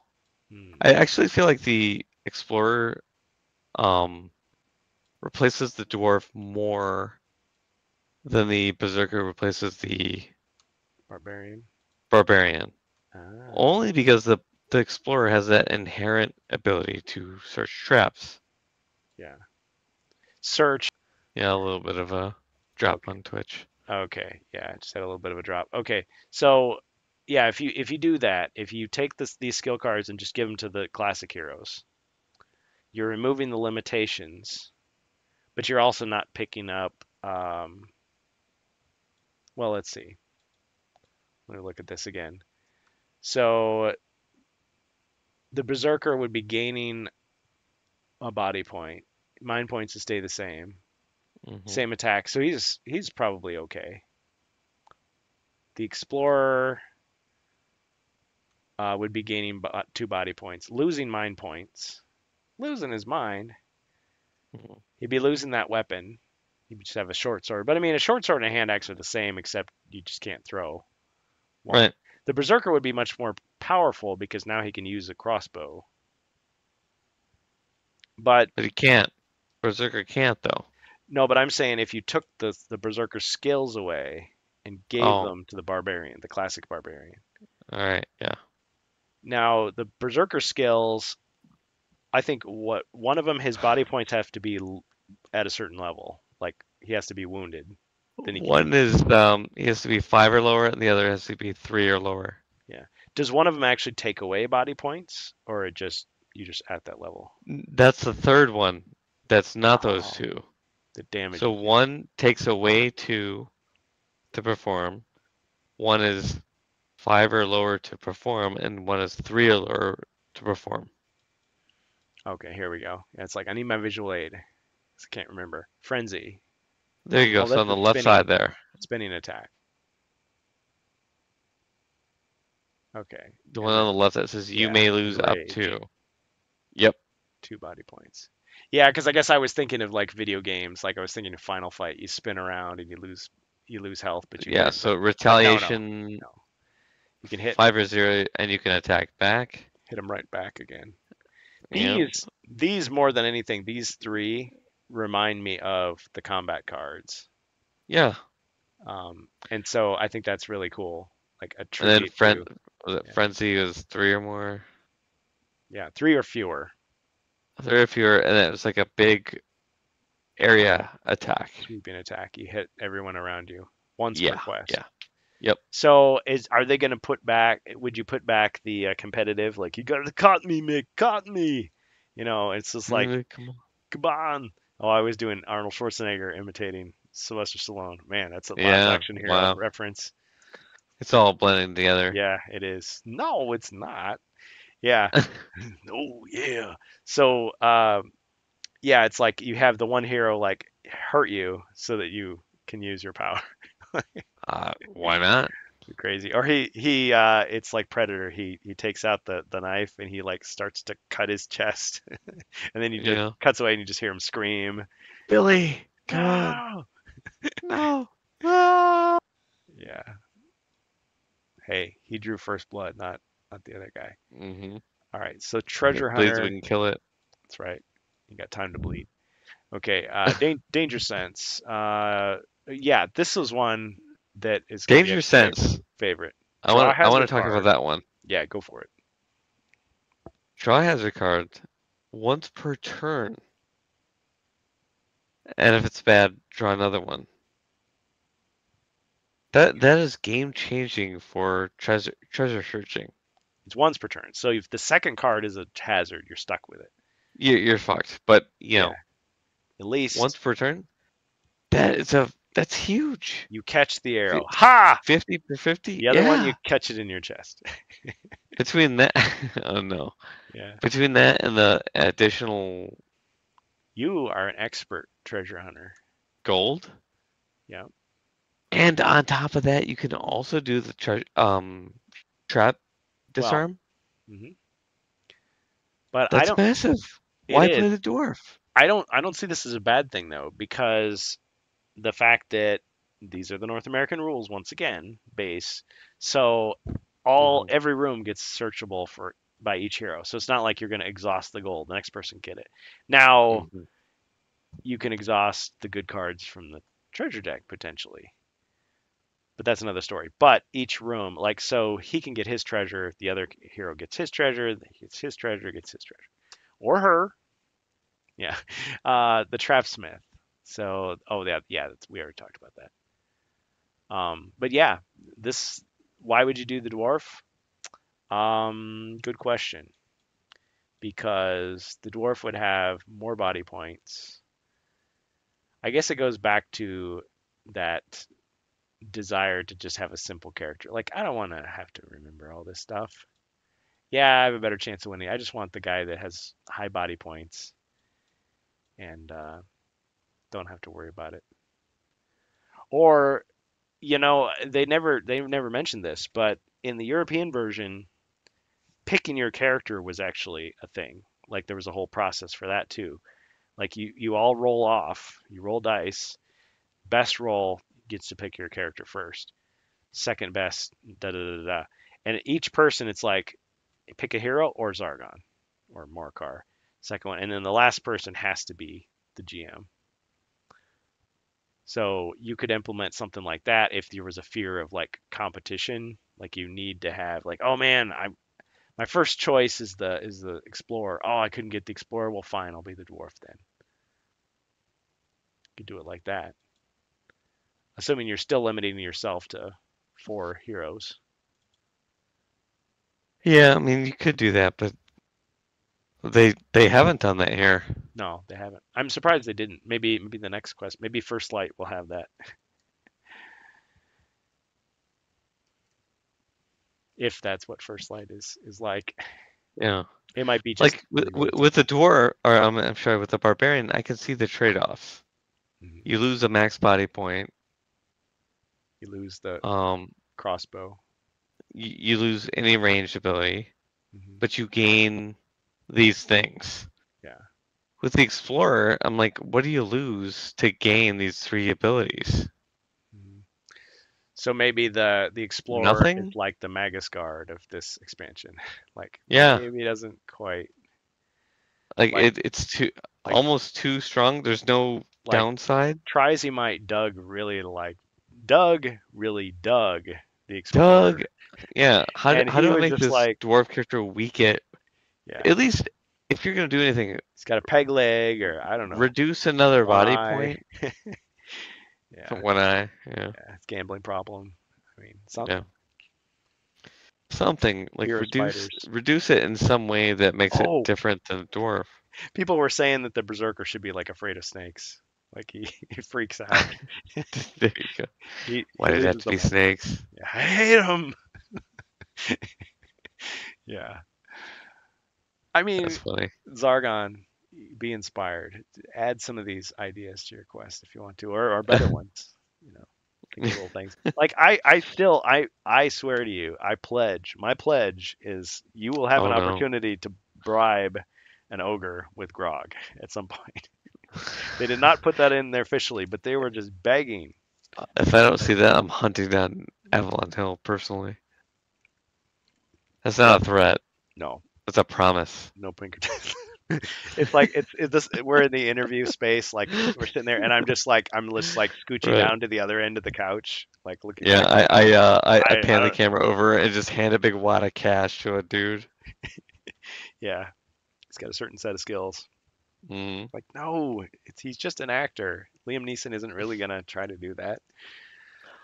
I swear, Yeah, I'll find you I will and I will make you kill you. change the And I'll the make you rules change of those the quests. yeah. So So we gotta have a Ribby mini, clearly, yes, and we gotta have a. because it's not Amalgamash. We know that he's not in this anywhere. He's out of there. Get He him out. he denied it. You know, This this is an anime cover right here, isn't this? Isn't that? That's Akuma. there's. I'm getting definite vibes there, like a mid '90s Yeah, fighter game yeah. This is the foil. vibes. This is the foil card. So this is the Yeah, collector edition. yeah, Like yeah. yeah, and you turn it over.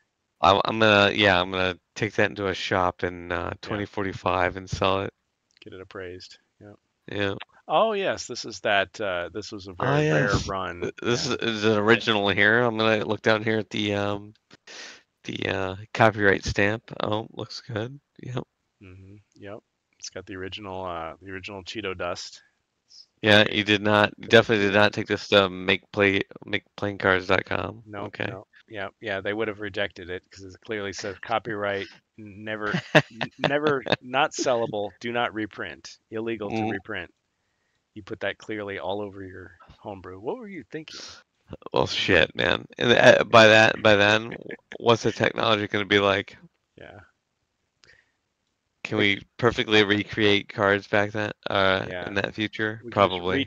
reach through the screen and just like pull it out. It's Just pull it out and it just instantly gets created. the holodeck. It kills you half the time, but On deck. yeah. I'm gonna fight. I'm gonna fight Professor Moriarty right there The in the latest holodeck. the latest episode of Dixon Hill. It's a little too real. Dixon Hill. Holy shit! Yeah, classic. Incredible. Yeah, tea Earl Grey hot. Okay.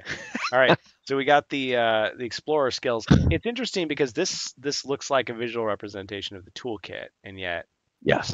with And the some inherent treasure. ability. Yeah, and a lizard. Like he's not only got treasure in front of him, but he's like taking it apart. Yeah. He's like But see, breaking it down. I don't mind this stuff because I mean I'm Yeah. thinking about like the wizard is also an alchemist. So it's like but Right. it's not like he's loaded down with like tools and stuff, but it's like you just didn't know he It's like, could do that too.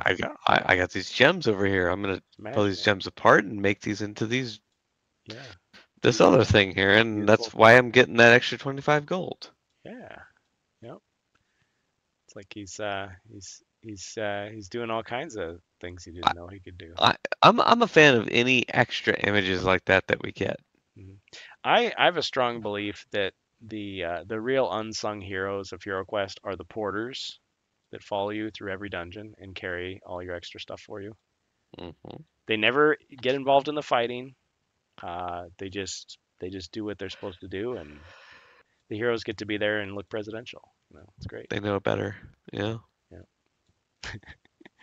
There's a whole series devoted to their trials and tribulations. Hmm. So bracers of the wild are clearly armor, so the monk cannot use these, or he refuses to use them. He doesn't want those. No, he doesn't want any part of this. I like how He, they've done that. They don't just say, "Well, he can." Well, why not? Because we say so. Well, he refuses yeah. to, or he just doesn't. I think that's what the Berserker, they say he just doesn't. He doesn't use ranged weapons. Yep. Why not? He just doesn't. Because I said so. How about that? He's afraid of snakes. That's why. He hates them. Yeah, but that doesn't have anything to do with it. Trust me. Yes, it does. It does. Why? Because we said so. Yep. Yeah, so you've clearly got that same warlock vibe that the hand is being transformed. Oh yeah. So this goblin would be like, "Oh, I'm changing, and then turns into a giant spider crab, right? Turns into a dinosaur. That's possible. Although I don't think so. I think it's gonna be more like Just a one of those character. yeah, one of those named characters. Well, and people were saying, you've read all the pages and I haven't. And being a goblin, I'm gonna assume, although I don't recall because I read it but I don't remember it.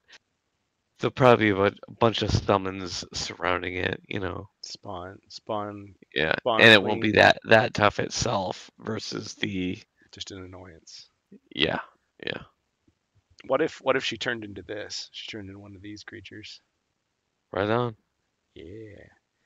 I'm here for it. But since you've read more than I have, somebody was saying, well, this is just like the generic Chaos Warlock or the Dread Sorcerer, like that this Yeah. could just stand in for minifigures. Is that true, or is it just one character? I think it is true. Yeah. Oh, okay. So a generic. It's one of those like we'll Instead of call it out making in it the class notes. a human or a lich type character, it's a goblin this time. Yeah. That's cool. Which is fine. Yeah, and it's differentiated visually instantly from the other hmm goblins. So You've got a human chaos warrior dinger. Mhm. You could use, the quest notes could say use a dread cultist. The quest notes could say use something else. Well, and I'm thinking back to classic HeroQuest because on the one hand, it was all in the imagination. It's like there's two orcs here. One of them's is just a regular orc. The other one's got, a spear. Yeah. Well, but usually they didn't do it that way. They would say, well, both of them have spears, or use this large sword orc to be the boss, and then the other orcs are just. So you're always visually differentiating it. Or you say, well, in this one, this mummy is special, but you notice he's the only mummy in the room. So when they give you a new miniature where it's like, okay, it's a skeletal archer. The skeleton archer could be right next to a regular skeleton. So now visually you're like, okay, I can tell right away which is which. I don't have to keep asking, well, wait a minute, Zargon, is it the one in front or the one behind? That's the special one. So it does serve a purpose to have that. It's not just because I could imagine people just saying, oh, okay, so I have two more skeletons. So what? Or if I'm not going to paint them, why should I care? It is helpful. So we got 3 of these guys and 2 dinosaurs versus 1. 4 cultists once again. Yeah. I feel like we're going to think of other stuff we should say, like we could just keep going on and on. But since we've kind of gone late, should we wrap it up? Sure. Yeah. Closing thoughts about Jungles of Delthrak. Can't wait to play it at GenCon. Hey man, we're there, man. Yep. For anybody that doesn't know, I was there when the tickets went live for the first event that Avalon Hill was hosting to play this, and so I was clicking frantically, and I got into it. So me and Kurgan got the first 9 a.m. play of Thursday a.m. for Jungles of Delthrak. So hopefully we'll get taught how to play the particular rules here. Not that we need it really, but I'm sure neither one of us will complain, and we'll just kick back and play as heroes. Enjoy. See what Avalon Hill has, and see if they know who we are. It's like, do you know who I am? Do you know who Kurgan is? Yeah. It's like, who Ribby is? No, we don't know you. Who? Never heard of Space Lord? Come on. No, it's like. Come on, man. Well. Remarkable Ribs? You just gotta have heard of me. Come on. Yes. No, Give me a little something here. No? Okay. nothing. All right, never mind. Awkward. Thought I had a friend. Yeah. No, man, I'm sad again because I'm like, man, if Bill and Chris were still there, they'd be like, okay, make sure those guys have the harder version of the quest. It's like Hey, man. throw in some Bring it extra, on. screw them over. Bring it on. And it's like as we're leaving, like our turn is over. It's like go to the left. you know, don't search I'm the going. third room. I'm going to the left, Chris. Yeah. Yeah, but it's like we tell the next people before they come in, like we say, don't, Yeah. make sure Yeah. you spend the reputation token. Yeah, but it's like, okay, we got to remix it now. We'll be the first people banned from the booth. No, just kidding. No, it'll be great. It'll be great. Easily. Yeah, but it's like we have all this stuff to think about beforehand. But yeah, it'll be good. Yeah, we got a couple months yet. Yep. Because they could always throw curveballs at us there. Yeah, and I'm kind of curious to see, because they announce a release date, and oftentimes people start getting them long before that. Right. So the announced release date was September 1st. September. Yeah. I feel like we're gonna get it way before. I definitely feel like you and I are gonna be able to buy it at Gen Con. Yeah. I can't imagine Would that's you not gonna be a buy thing. would you buy the box that you just played? Like they opened the box to demo it and then it's just like, yeah, you can Oh, keep it. absolutely. If I can get the person to sign it and That would be sweet. maybe take it over to the Man, Gen AH booth and have Doug sign it, Doug, yeah, absolutely. because he wasn't there last time. It was Tess Yeah. Hogan wearing his name tag, which was great. But I'd 100% pay for that. Sure. yeah, yeah. Now on the other hand, maybe they wouldn't do that. Maybe they would only do that like on the last day or something. When they're moving the stuff out anyway. Off with their heads. Yeah, but if the stuff is already for sale, see that's the thing. Yeah. If Yeah. they because I could just imagine like the demo copies are all they have, and so they just sell those at the end of the Yeah, show. I doubt they would sell those. Honestly, I Do you feel like think they would be they'll selling have the shrink wrapped. piles? Yeah, they'll have the piles on the shelves, and Yeah. it's just like, okay, pre-orders. I mean, like Yeah. you just buy it right now. I don't think you'd be buying anything that was played. No.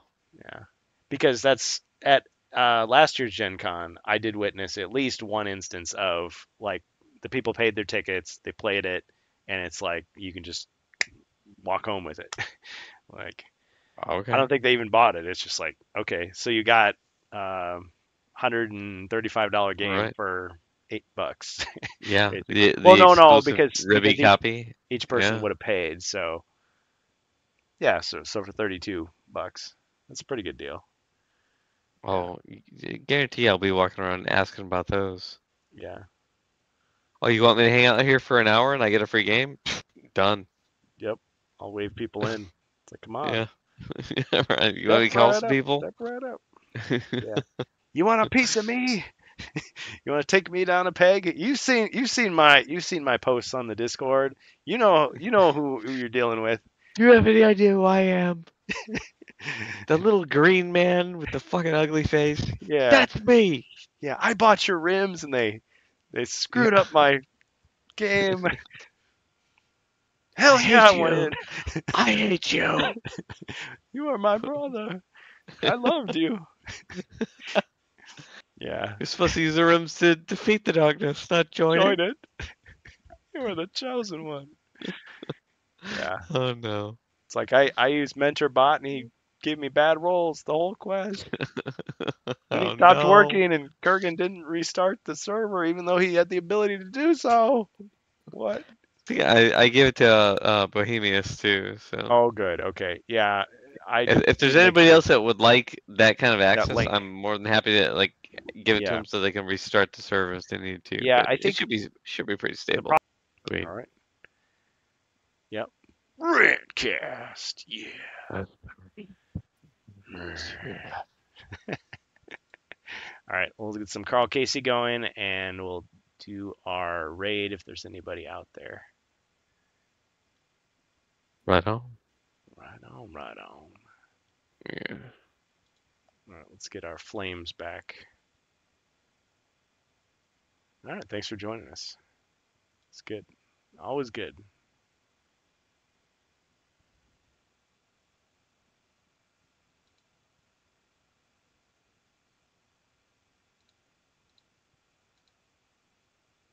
Well, that's not. He's not here. We'll catch him next time.